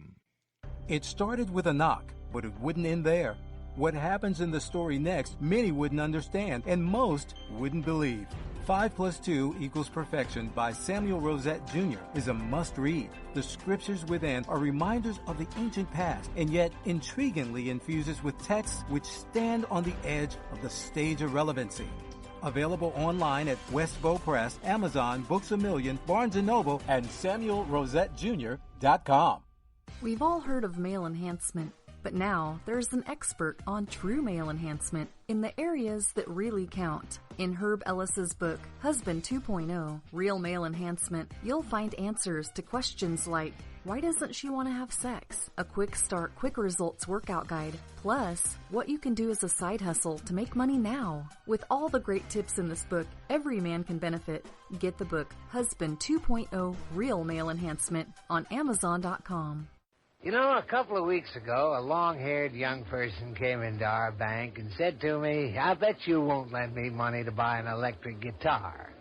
Well, he was making $100 a week, and he was over 18, and I said, I bet you I will lend you money to buy an electric guitar. And I did. So what happens? The punk gets busted for possession of dangerous drugs, and we're out $350. There's one thing about kids nowadays. You don't have to give them credit. Universal Bank. We trust you. About as far as we can throw you.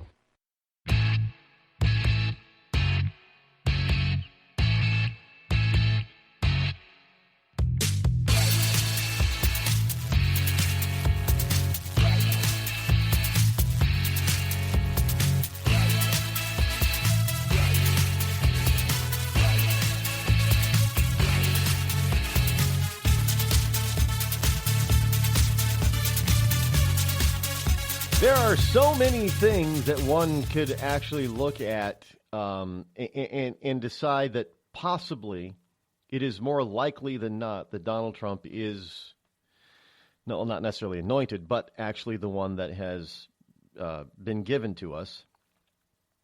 And it is something that is real simply because you have so many factions standing up against him. Now, look, you have to understand, I know that they're running around, saying that Trump is a fascist and all this kind of stuff, but you have to understand that there were not a bunch of different factions running up against Hitler. And you could say, well, we're trying to learn from history. No, that's a bunch of bullshit, too. Not trying to learn anything from history when it comes to this kind of stuff, because if it were, they wouldn't be they wouldn't be calling Donald Trump fascist, because by the ones who are calling him fascist are acting more like fascists than Donald Trump is. But in any case, you have these people from just about everywhere who are rising up against him. Now we know, biblically speaking, that this is what happens to good people, good men. And they often get, I hate to say it, but they often get taken out early. They have a vision.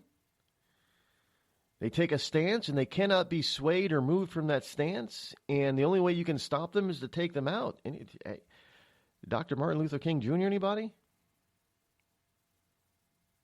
I mean, there were principalities and people all around Dr. King that, because Dr. King stood for something that was good and holy, and there were people on the evil side that could not stand that, and they could not stop him, short of killing him.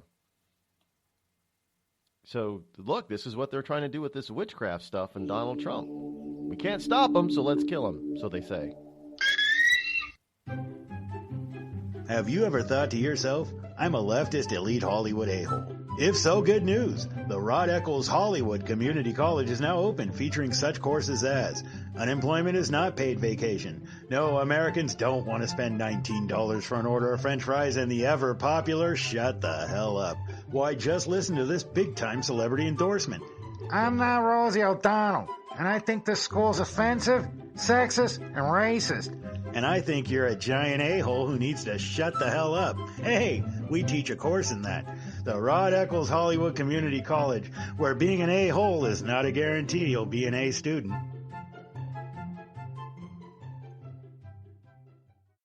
The following program is recommended for mature individuals and may contain material unsuitable for morons, cretins, and dishwipes. If you are a moron or a member of the PTL Club, please turn off your radio, because we don't need any more stupid, narrow-minded, pencil-neck geeks who wouldn't know the First Amendment if it came up and bit them on the butt. Thank you.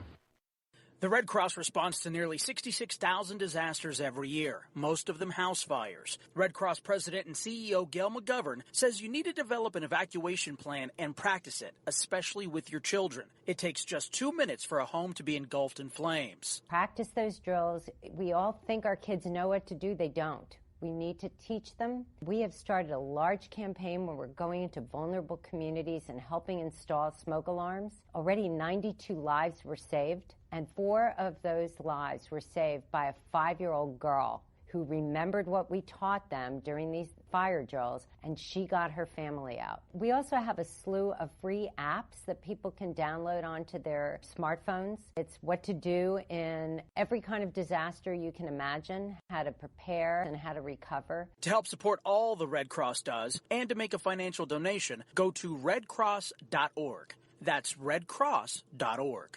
See that cute little dog in the pet store window? Chances are it came from a puppy mill. A breeding facility that forces caged, neglected, and often sick dogs to churn out puppy after puppy to be sold for profit. Meanwhile, millions of wonderful, healthy pets end up in animal shelters. This leads to the killing of more than 9,000 by the end of today. But with one simple choice, you can help. Just by deciding to adopt instead of purchase your next pet. Animal shelters are full of amazing pets looking for a home. When you adopt your new best friend, not only are you saving a life, you're taking a stand against puppy mills. When your friends see the smart choice and impact you've made, they adopt their next pet and share with 5 of their friends, who share with 5 more. Before long, thousands get involved. Pet stores stop selling dogs from puppy mills, and even more lives are saved. And with your help, we can save them all. Visit bestfriends.org/puppymills to learn more. Every day, the men and women of the United States Marine Corps demonstrate their commitment to defend the American way of life. Since 1775, we have served our nation as a force in readiness. From combat operations to humanitarian assistance in every corner of the world.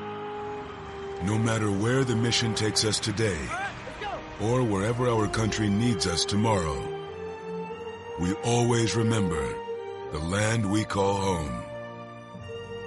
As Marines, we take a stand for each other, for our nation, for us all. The few, the proud, the Marines.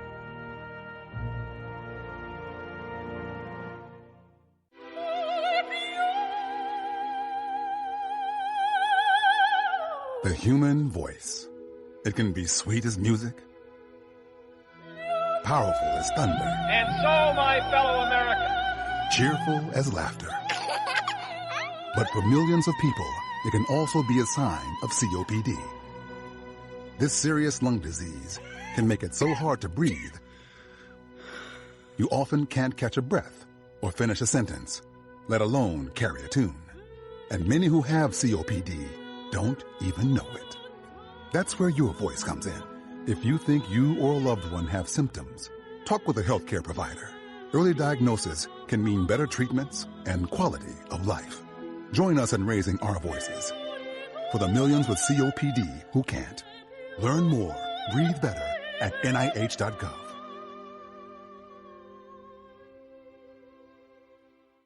As a mother, you don't want to have to worry about this bill is coming, but then she needs this chemo. That's a decision you shouldn't have to make. It's a huge burden lifted financially, and so it allows you to give singular focus to your child. I've never known a hospital that takes care of their patients so thoroughly. That was the first thing I was like, how are we going to do this? When they told us that we didn't have to pay a single bill, I was like, wow. They pretty much have saved us. It's like the world has been lifted off of your shoulders, and now your focus is supporting this child. There is not another hospital like St. Jude. The patient care is unmatchable. It saved my life. It saved my daughter's life. It saved our family. St. Jude Children's Research Hospital. Finding cures, saving children. Learn more at stjude.org. On the battlefield, there's a saying America's military men and women live by. Never leave a fallen warrior behind, ever. Off the battlefield, Wounded Warrior Project operates with the same goal. We leave no warrior behind. Wounded Warrior Project is a non-profit organization created to help our men and women returning home with the scars of war. Whether those scars are physical or mental, we're here to make sure that they heal. And whether it's helping those with post-traumatic stress disorder live a normal life again, or giving much-needed support to injured warriors in veterans' hospitals. Because no one deserves our help more than the men and women who risk their lives to keep us safe. Wounded Warrior Project. We never leave a fallen warrior behind. Ever. Learn more about what we do at woundedwarriorproject.org. You want to know what time it is? It's time to bring the rain. Zinc Media. Feel the power of knowledge.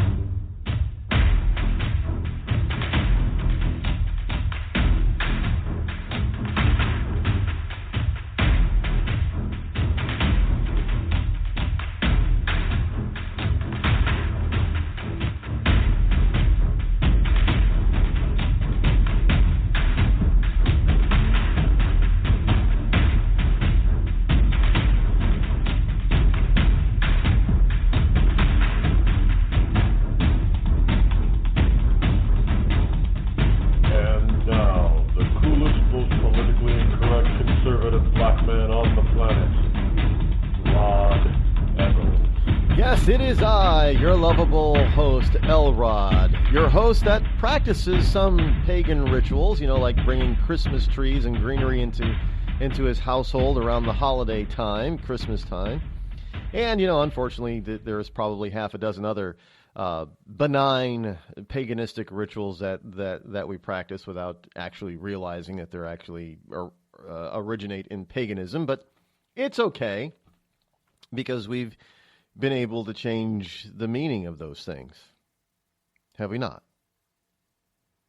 Well, yeah, we have. So I guess this whole notion that we're not allowed to change the meaning of anything is false. But you got to be careful, because there's stuff that the meanings can't be changed. If you do, it means, it doesn't mean the same anymore. And our Constitution is one of those. The Bible is another one.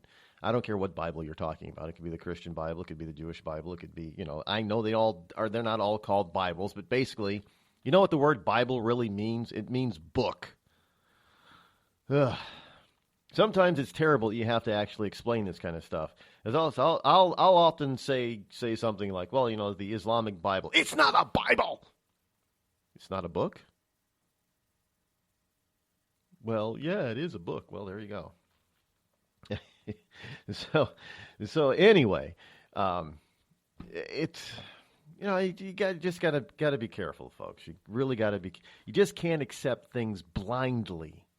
This is what too many people often do: is they just accept things. Well, this is how we get all these celebrities who think they have so much influence, and then they fall flat in their face, but people still support them. I can never get that anyway. But anyway, the number here is 603-835-3226 as we begin our hour number 3 here on the Rod Eccles Show. Unbelievable as it sounds, as it is our number 3 already. The fastest 3 hours in Internet Talk Radio is right here. As it warms up a little bit out there, it's about 45, mid-40s today. It's sunny, partly sunny, mostly sunny, I guess, outside here in northern New England. And yeah, it's a good day. It's a good Monday morning. It's kind of quiet out there.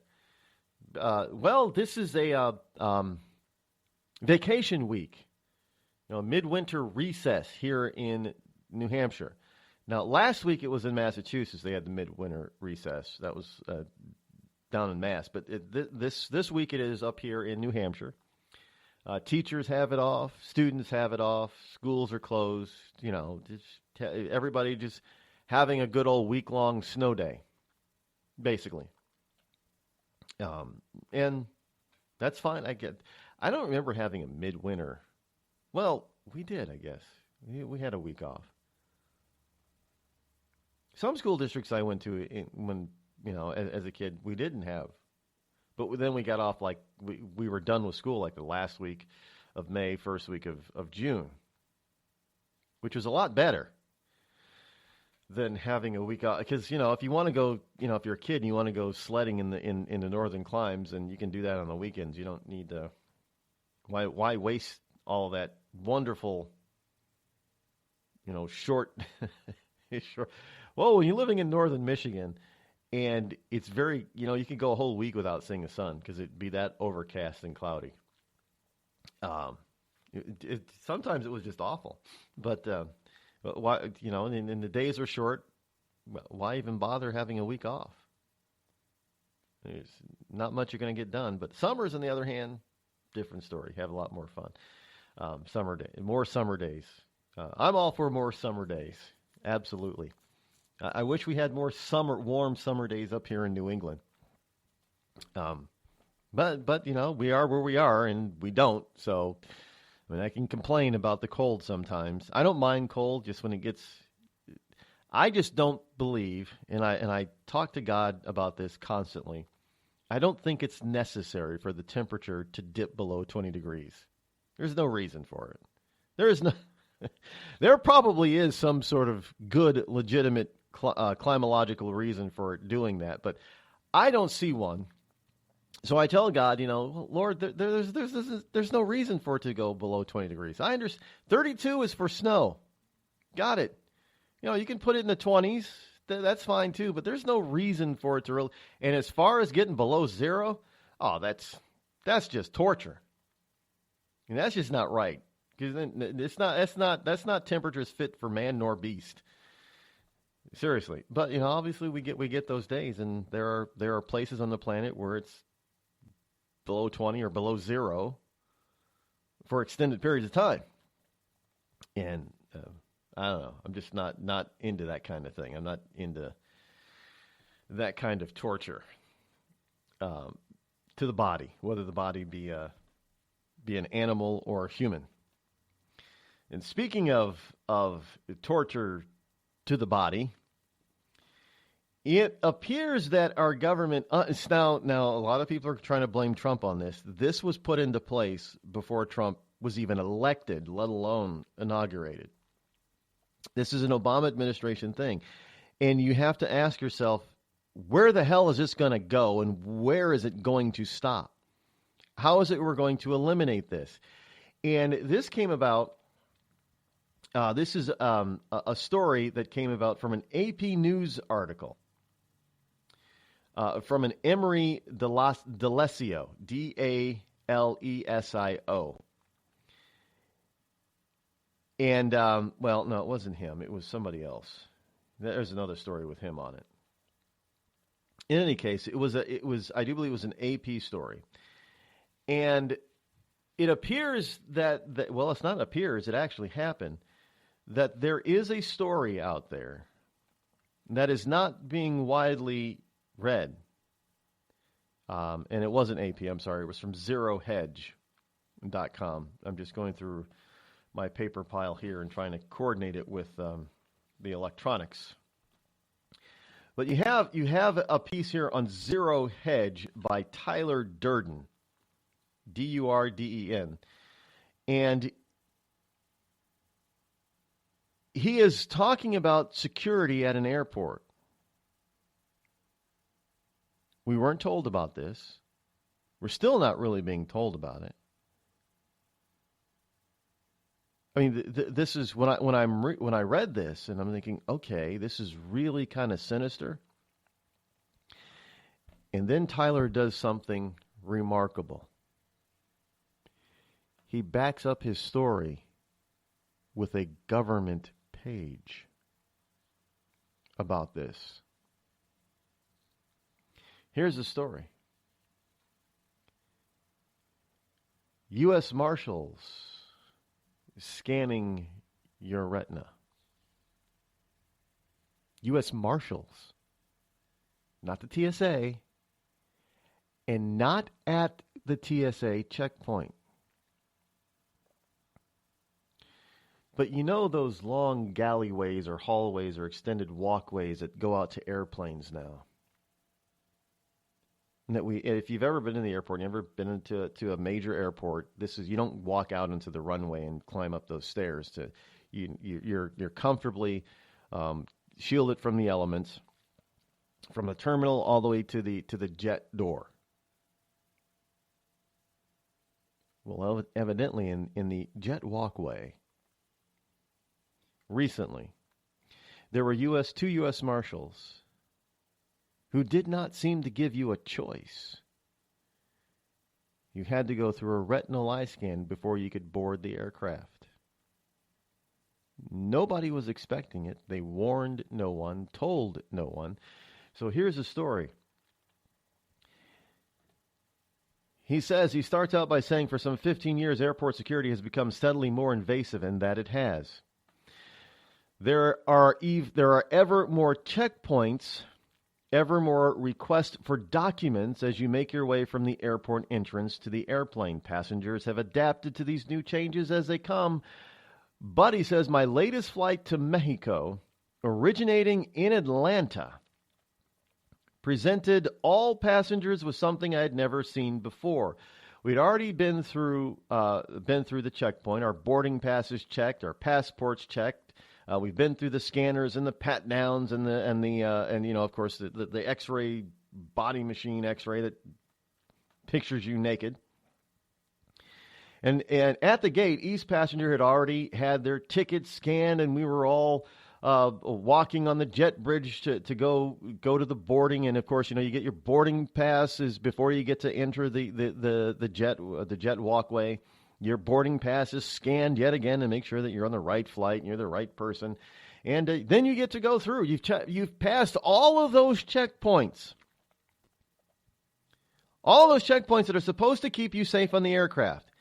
And boom, you get at the end of the walkway, just before you get to the door to the aircraft, and there is a new layer of security that you must pass through. And there were two U.S. Marshals heavily armed and dressed in dystopian-style black regalia as he, trust me, I've seen this type of uniform before. And he stood next to an upright machine with a glowing green eye. Every passenger, one by one, was told to step on a mat and look into the green scanner. It was scanning our eyes and matching that scan with the passport, which was also scanned yet again. Now, folks, obviously, the vast majority of Americans, now people are asking, well, did they get rid of this information? Here's the deal. Most Americans have never had their eyes or retina scanned before, so it's not matching to anything. What you had right there without your permission is government agents actually for the first time testing equipment that actually put your face and tied it to your retina scan. Now, some people think, well, they were just trying to make sure I'm who I am. They couldn't. tie your retina to who you are because you've never had your retina scanned before. Now, some people might say, well, this is just a conspiracy theorist thing, Rod. It's not real. Au contraire, mon frère. If you go to the U.S. government website of the U.S. Customs and Border Protection site, I'll put links of this on rodeccles.net. There is an article or a post that explains to you, Lucy, all about this. Biometric travel security initiatives. Biometric initiatives systems recently tested or deployed. Deployed is not testing, folks. Deployed is not a test. Starting on June 13, 2016, still under the Obama administration. Did anybody hear about this? Anybody? This is the first time I'm hearing of this. This was not put out there. And trust me, I've had to go through the Atlanta airport, and I didn't know about it.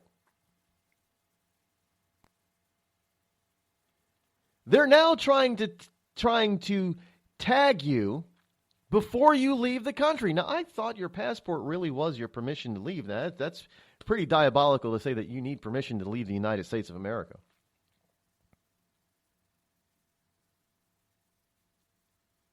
And now they want to start implementing this stuff. What are they doing with all this information? And of course, they're using the good old term, well, we're just trying to keep what? Keep you safe. Safe from whom?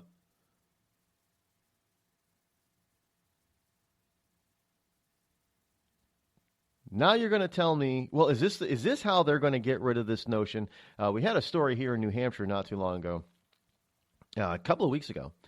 New Hampshire family, their 14-year-old son. His name was on the no-fly list. Their last name was Haas, Haas. Their son was on the son's name was on the no-fly. Nobody else in the family, just this. And they almost, now the kid was in baseball, and he was going to some baseball tournament or camp. And they almost didn't let him on the plane. And even though the TSA agents, and these people said it, the TSA agents knew that it was a mistake and that he shouldn't have been on it, but yet and still, they had to go through the entire procedure. Well, if they knew it was a mistake, there was no way to correct the mistake and not go through all that procedure. Oh yeah, he had to go through the search, the invasive pat down, the taking apart of your clothes and your belts and your backpacks and your luggage and everything. They had to go through all that. They knew it was a mistake, but they had to go through all that. They had to go through a couple of pat downs. The pat downs. If you've ever had a full body invasive pat down by the TSA, you know exactly what I'm talking about. And you've probably seen a number of these types of things on YouTube in video. But yet they said, well, we know this is a mistake, but we got to do this. So there's no procedure. And now the parents are wondering, well, how do we get his name off of this list? And they're told, well, you got to go through certain things, and it could take you up to 6 months. Or more. Wait, so the government agents acknowledged that there was an issue, that there was a problem, it was a mistake. And yet the parents are going to have to go through a 6-month ordeal, probably have to hire a lawyer in order to clear their kid's name. And yet you tell me that you think it's a good idea for the government to have even more biological information about us?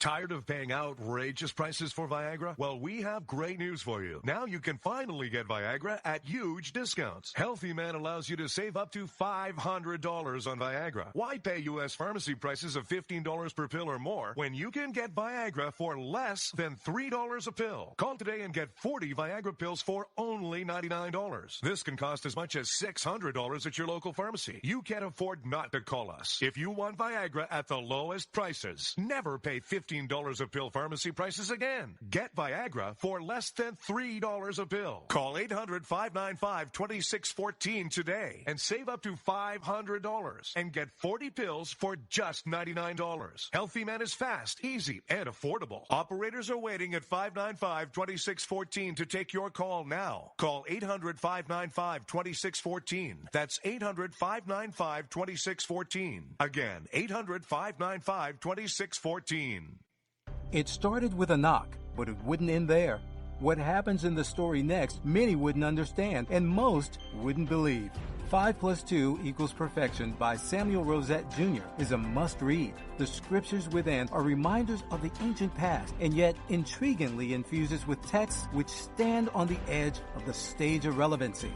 Available online at Westbow Press, Amazon, Books A Million, Barnes & Noble, and SamuelRosetteJr.com. We've all heard of male enhancement, but now there's an expert on true male enhancement in the areas that really count. In Herb Ellis's book, Husband 2.0, Real Male Enhancement, you'll find answers to questions like, why doesn't she want to have sex? A quick start, quick results workout guide. Plus, what you can do as a side hustle to make money now. With all the great tips in this book, every man can benefit. Get the book, Husband 2.0, Real Male Enhancement, on Amazon.com. You know, a couple of weeks ago, a long-haired young person came into our bank and said to me, I bet you won't lend me money to buy an electric guitar. Well, he was making $100 a week, and he was over 18, and I said, I bet you I will lend you money to buy an electric guitar. And I did. So what happens? The punk gets busted for possession of dangerous drugs, and we're out $350. There's one thing about kids nowadays. You don't have to give them credit. Universal Bank. We trust you. About as far as we can throw you.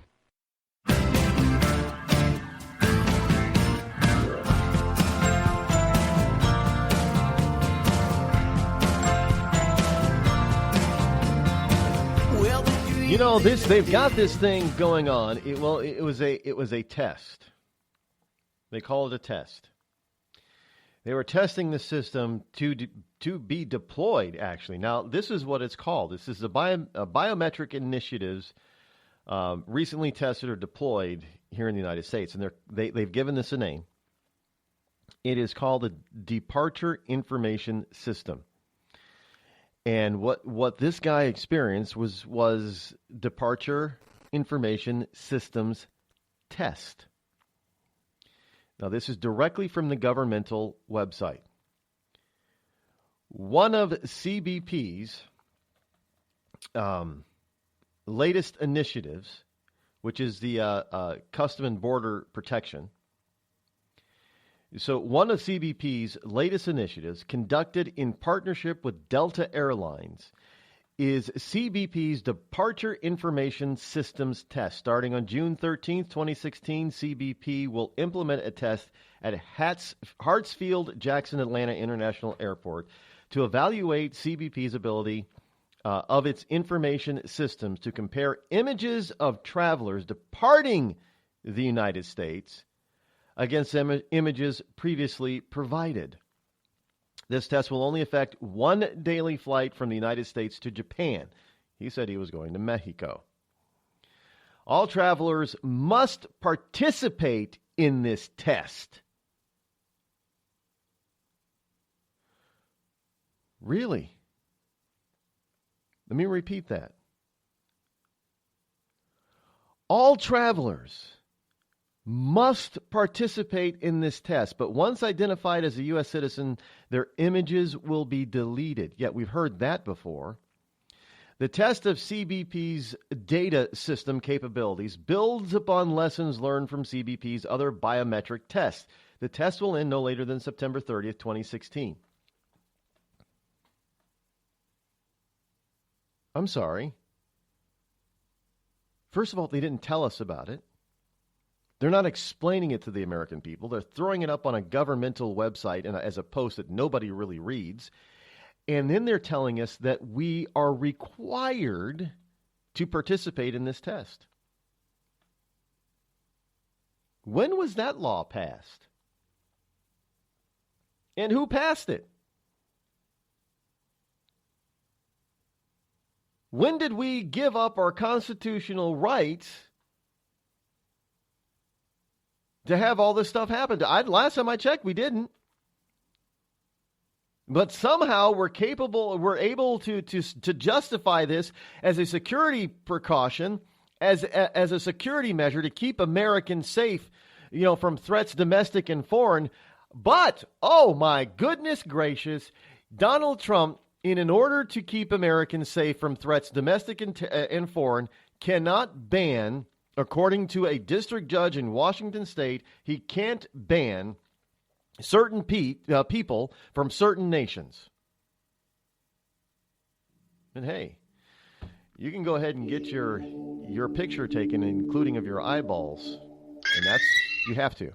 The Red Cross responds to nearly 66,000 disasters every year, most of them house fires. Red Cross President and CEO Gail McGovern says you need to develop an evacuation plan and practice it, especially with your children. It takes just 2 minutes for a home to be engulfed in flames. Practice those drills. We all think our kids know what to do. They don't. We need to teach them. We have started a large campaign where we're going into vulnerable communities and helping install smoke alarms. Already 92 lives were saved, and 4 of those lives were saved by a 5-year-old girl who remembered what we taught them during these fire drills, and she got her family out. We also have a slew of free apps that people can download onto their smartphones. It's what to do in every kind of disaster you can imagine, how to prepare and how to recover. To help support all the Red Cross does and to make a financial donation, go to redcross.org. That's redcross.org.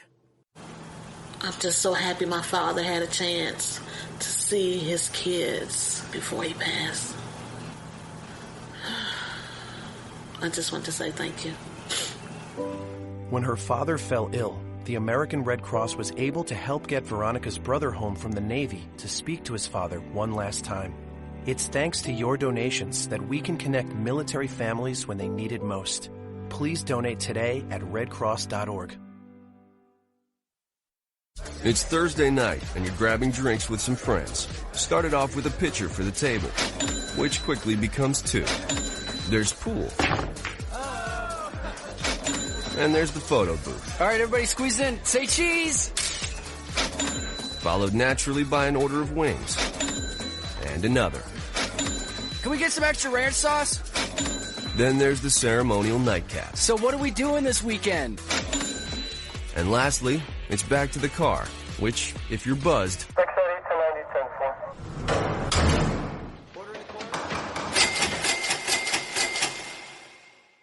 could be the most expensive night of your life. Getting pulled over for buzzed driving could cost you around $10,000 in fines, legal fees, and increased insurance rates. Nothing kills a buzz like getting pulled over for buzzed driving, because buzzed driving is drunk driving. Brought to you by the National Highway Traffic Safety Administration and the Ad Council. Every day, the men and women of the United States Marine Corps demonstrate their commitment to defend the American way of life. Since 1775, we have served our nation as a force in readiness. From combat operations to humanitarian assistance in every corner of the world. No matter where the mission takes us today, or wherever our country needs us tomorrow, we always remember the land we call home. As Marines, we take a stand for each other, for our nation, for us all. The few, the proud, the Marines.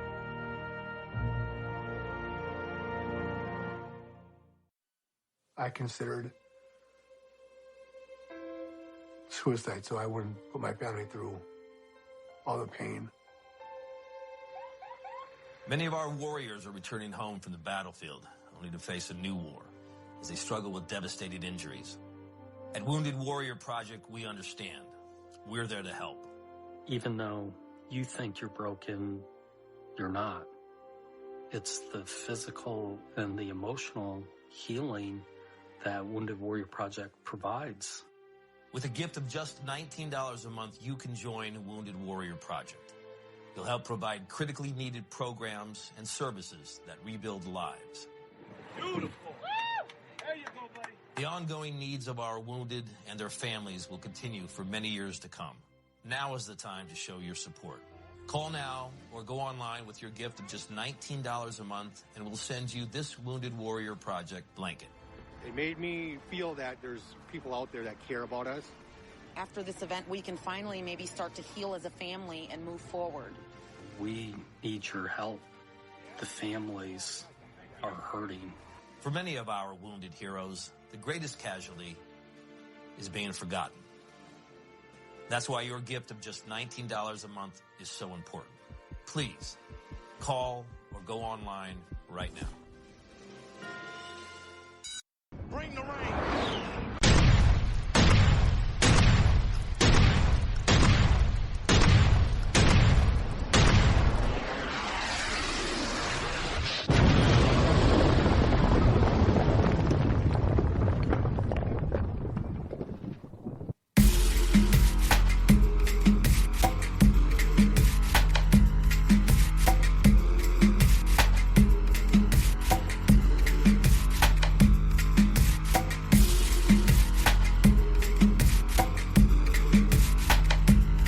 Interesting thing about this story is that, of course, now on the government website it says that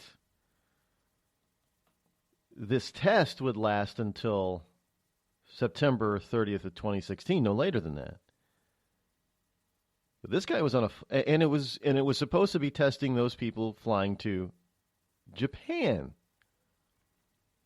Well, if you're going to test something, why the hell would you test it going to places that are benign?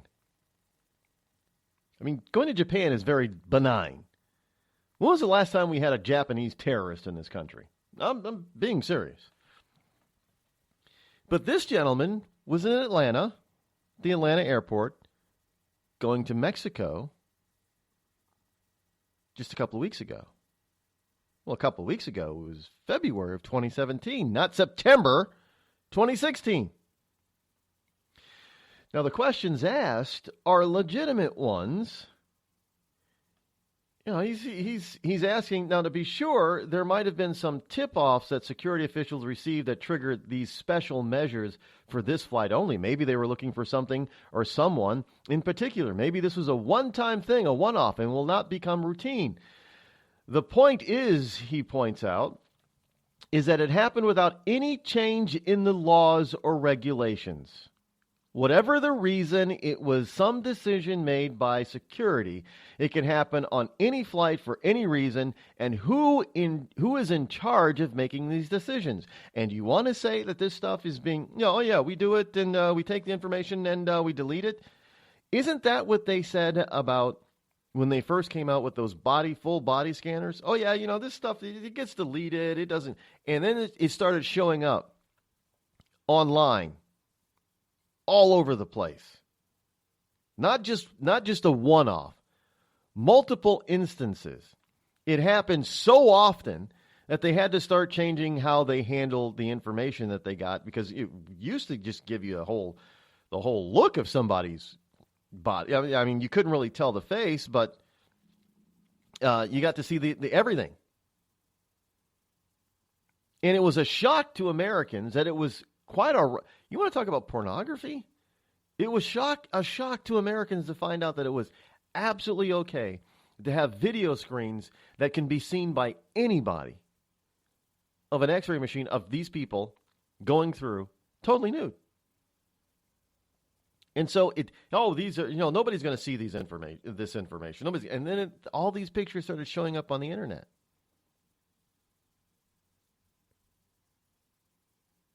And it was so bad that finally they decided, well, we're going to have to put some modifications to these things and start covering people up in certain places.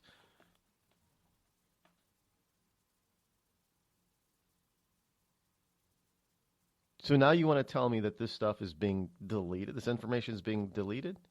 Until what? Until it ends up online again?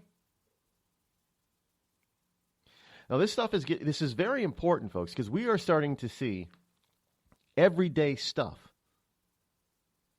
coming into being for regular consumer items with biometric security measures. You've got cell phones that can take your fingerprint, biometric. You've got cell phones and laptops now laptops and computers take your fingerprint, and now some of them are starting to come out with the technology that can take scan your iris. And some are claiming, vocal stuff where they can recognize your voice pattern and your vocal cords and such. Again, another fingerprint. Each human being, they may sound alike, but they're not. Because we don't obviously hear all the varying nuances of a person's voice, but computers can be programmed to do that. So all this stuff is coming out. And our government wants to get a hold of it. And here we are. Here we are. We've moved from passports. By the way, passports have not always been around. Papers, where are your papers in order to get into my country? It's not always been around. Passports actually came into being around sometime shortly after World War I. That's right. Not every country got on board with that, but there are some countries that had this nationalistic movement, that wanted to identify themselves as where they were from and, who their home country was and all that kind of stuff. And then it turned into a security thing. But passports, even to come to this country to immigrate, you didn't need any papers.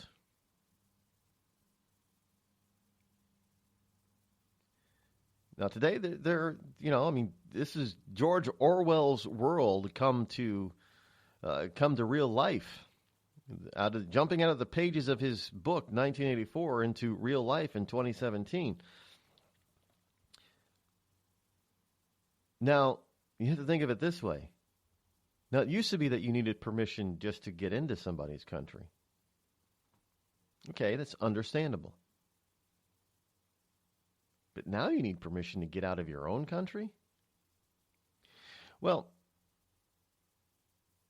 I guess this is what it means to put security ahead of freedom. And as Benjamin Franklin says, what Benjamin Franklin said, when you put security ahead of freedom, you get neither. Do you think that you're secure? I don't think so. You're not. And we have a bunch of other stuff here. We have look, hey, let's not ban potential terrorists from getting into the country, but we're sure as hell going to scan you from head to toe before we allow you to leave this country. I don't see any Hollywood stars or starlets complaining about that. By the way, because of the wonderful Oscars giving an Oscar to an Iranian who was boycotting the U.S., by the way. During this time, Iran holds naval war games amid the rising tensions between Iran and the U.S. Now understand.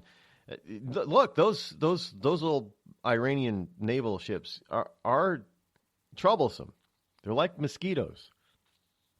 And mosquitoes can cause harm to bigger animals, obviously. We know this. But if the U.S. Navy really wanted to just totally wipe out the Iranian Navy, they could do that in a heartbeat without even blinking twice at doing so. But and sure, they would probably land a few good blows. And of course, the world would hear about it. Oh yeah, this naval ship in open waters was nearly sunk by a little tiny Iranian gnat ship. Gnat as in fly, gnat. Is it G-N-A-T? Gnat. A gnat. And this is from Yahoo News. Iran launched naval drills at the mouth of the Gulf in the Indian Ocean on Sunday. Naval commander said as tensions with the U.S. escalated after U.S. President Donald Trump put Tehran on notice for breaking the so-called agreement or treaty that the Obama administration put in place. Since taking office last month, Trump has pledged to get tough with Iran, warning the Islamic Republic after its ballistic missile test on January 29th. What is that noise I keep hearing? It's like somebody's... I must be picking up something. Sounds like somebody's breathing heavy. I'm hearing it in my... I don't know if you guys are hearing it. I hope not. I'm just hearing it in my ear. Made some tweaks to the sound system here. I wonder if we have to go back and fix that. But in any case, Iran's annual exercises will be held in the Strait of Hormuz and the Gulf of Oman, the Bab el-Mandab, and northern parts of the Indian Ocean to train in the fight against terrorism and piracy. Isn't that's a joke? They are the terrorists. They support the pirates.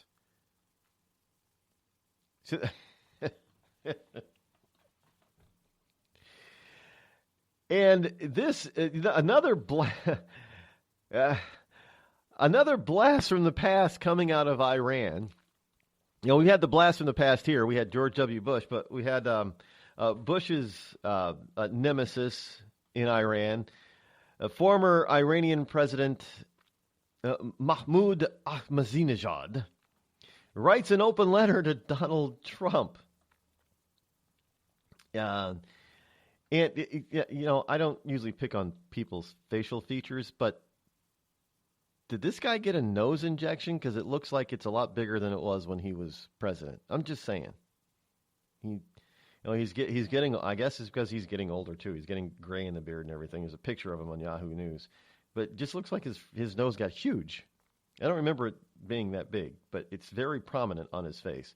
In any case, Iran's ex-president Mahmoud Ahmadinejad published Sunday an open letter to Donald Trump, welcoming his criticism of the U.S. political system, but taking issue with his visa ban and attitude to women.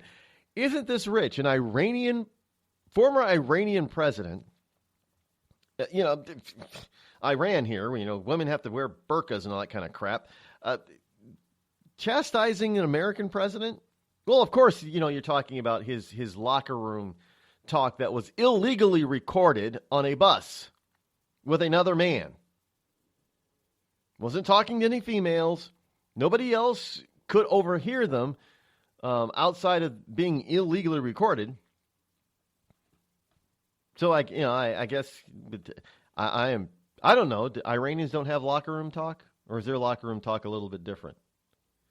It's probably a little bit different. It probably ends up, with, and I looked and I wanted to grab her snatch. And then if I did that, but I knew if I did that, I would have to stone her to death. I mean, that's how different it must be then, I guess. I don't know. But hey, in Iran, rape a woman, it's the woman's fault, right? Is that the case here in the U.S.? Hey, you feminists out there, is that the case here in the U.S.? In many cases, depending on the state and what actually happened, the woman's name is not even mentioned until it goes to court. But there, it's automatically the woman's fault. But here we're trying to, we have these laws that say that we're trying to protect the woman from from she's the victim. We're trying to protect the victim from the accused. But in Iran, like a lot of Muslim countries, I don't know, is it still the case there? If a woman comes forward and says she's been raped, she risks her own life.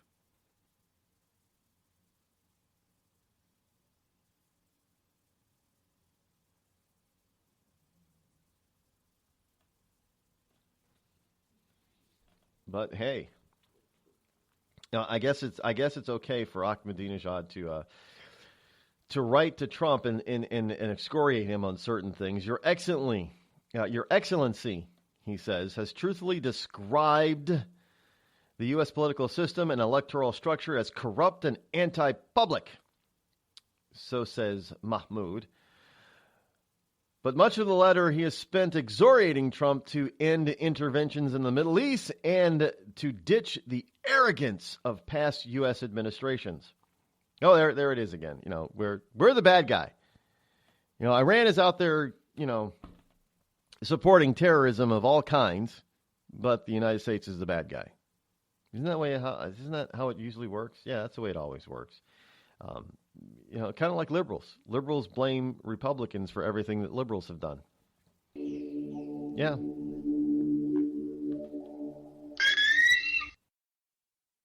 Tired of paying outrageous prices for Viagra? Well, we have great news for you. Now you can finally get Viagra at huge discounts. Healthy Man allows you to save up to $500 on Viagra. Why pay U.S. pharmacy prices of $15 per pill or more when you can get Viagra for less than $3 a pill? Call today and get 40 Viagra pills for only $99. This can cost as much as $600 at your local pharmacy. You can't afford not to call us. If you want Viagra at the lowest prices, never pay $15 a pill pharmacy prices again. Get Viagra for less than $3 a pill. Call 800-595-2614 today and save up to $500 and get 40 pills for just $99. Healthy Man is fast, easy, and affordable. Operators are waiting at 595-2614 to take your call now. Call 800-595-2614. That's 800-595-2614. Again, 800-595-2614.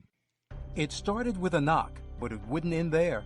What happens in the story next, many wouldn't understand, and most wouldn't believe. 5 + 2 = Perfection by Samuel Rosette Jr. is a must-read. The scriptures within are reminders of the ancient past, and yet intriguingly infuses with texts which stand on the edge of the stage of relevancy.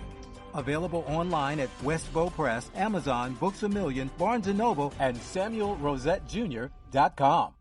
We've all heard of male enhancement, but now there's an expert on true male enhancement in the areas that really count. In Herb Ellis's book, Husband 2.0, Real Male Enhancement, you'll find answers to questions like, why doesn't she want to have sex? A quick start, quick results workout guide. Plus, what you can do as a side hustle to make money now. With all the great tips in this book, every man can benefit.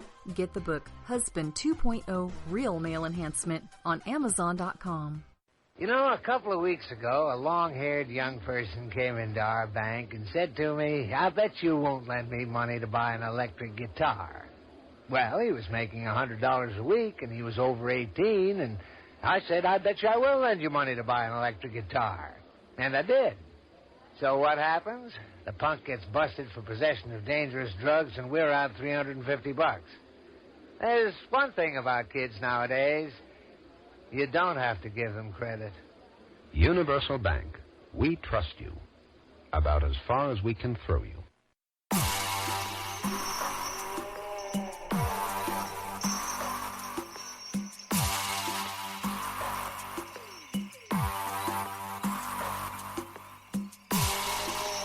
And, of course, the Iranians didn't stop there with Mahmoud. Ahmadinejad didn't stop there. Went on. There's another story. Gateway Pundit. Iranian Revolutionary Guard commander admits to having terror cells situated and ready to strike within the USA. Oh, but we're not supposed to stop Iranians from coming here because that's just bigoted and racist, right? This guy, who is a commander, and he's a Islamic Republic Guard strategist, Hassan Abbasi, Abbassi.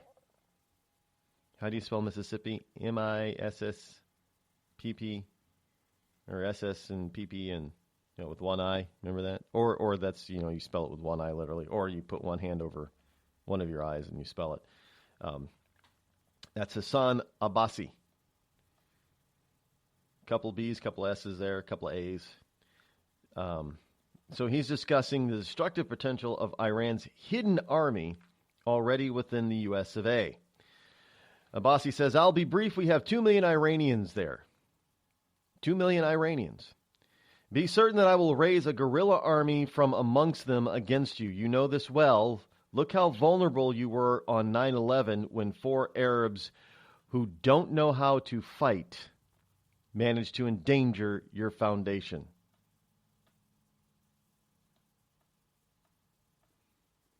And he was talking about 4 of the Arabs that we know were Arabs that were the terrorists on these flying these planes. That's who he's talking about. Yeah, they don't know. Hey, they do not know how to fly. They cannot fight, but they can fly a plane into your buildings. And President Trump wanted a temporary ban on refugees from Iran, and the Democrats, of course, stopped the president. But knowing this, I guess it's one of those things. It's already too late. If you got 2 million of them here, it is illogical to say that they're all 2 million of those people are benign. Well, it's such a small percentage. Well, 2 million, even 1% gives you 2. Or is that 200? But in any case, it's 2 or 200 too many. It only takes 1 to do some major damage. But hey, I guess we're supposed to let these people just come in and hit us anytime we want. And when they do hit us and they want to blame Republicans for it, they're still blaming Republicans for the Florida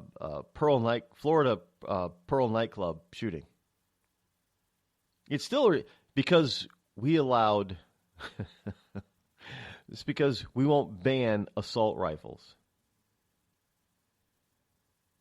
Wait. So the fact that this guy walks into a nightclub and starts shooting the place up is the fault of Republicans because we won't ban the so-called phony assault rifle? So I guess when the Tsarnaev brothers used rice cookers and pressure cookers to make bombs, it was the rice and pressure cooker manufacturer's fault? They didn't use a gun. Would it have been better if this guy at the Pearl nightclub went ahead and used a bomb instead, ensuring more than 49 would have been killed? No, they focus on Republicans allowing for so-called assault rifles. And not on the fact that you have people, not just the Iranians, you have ISIS who said the same thing. We've got sleeper agents in your country already. All we got to do is activate them. And yet, for whatever reason, when we try to weed these people out or keep them from getting in, then the left stands up and says, bigot, racist, Islamophobe, homophobe, everything-ophobe. And these people keep telling us, yes, we have these people in your country right now waiting for orders. They are waiting for the orders to attack. Now, I don't know about you, but I don't see a problem with wanting to vet people more often, especially when you get people, leaders and strategists in these other countries that don't like us telling us, well, we've already got people in your country that can do you harm, and they're gonna, eventually. Yeah, anyway, folks, we're just getting started for the week, but we are done for today. We'll be back in about 21 hours. Same bat time tomorrow, same bat channel, of course. Check out the updated version of the RodEccles.net website. Until then, have a wonderful Monday. See you tomorrow. Got some special news tomorrow, too. I'm Rod Eccles. Have a wonderful day. I'm out.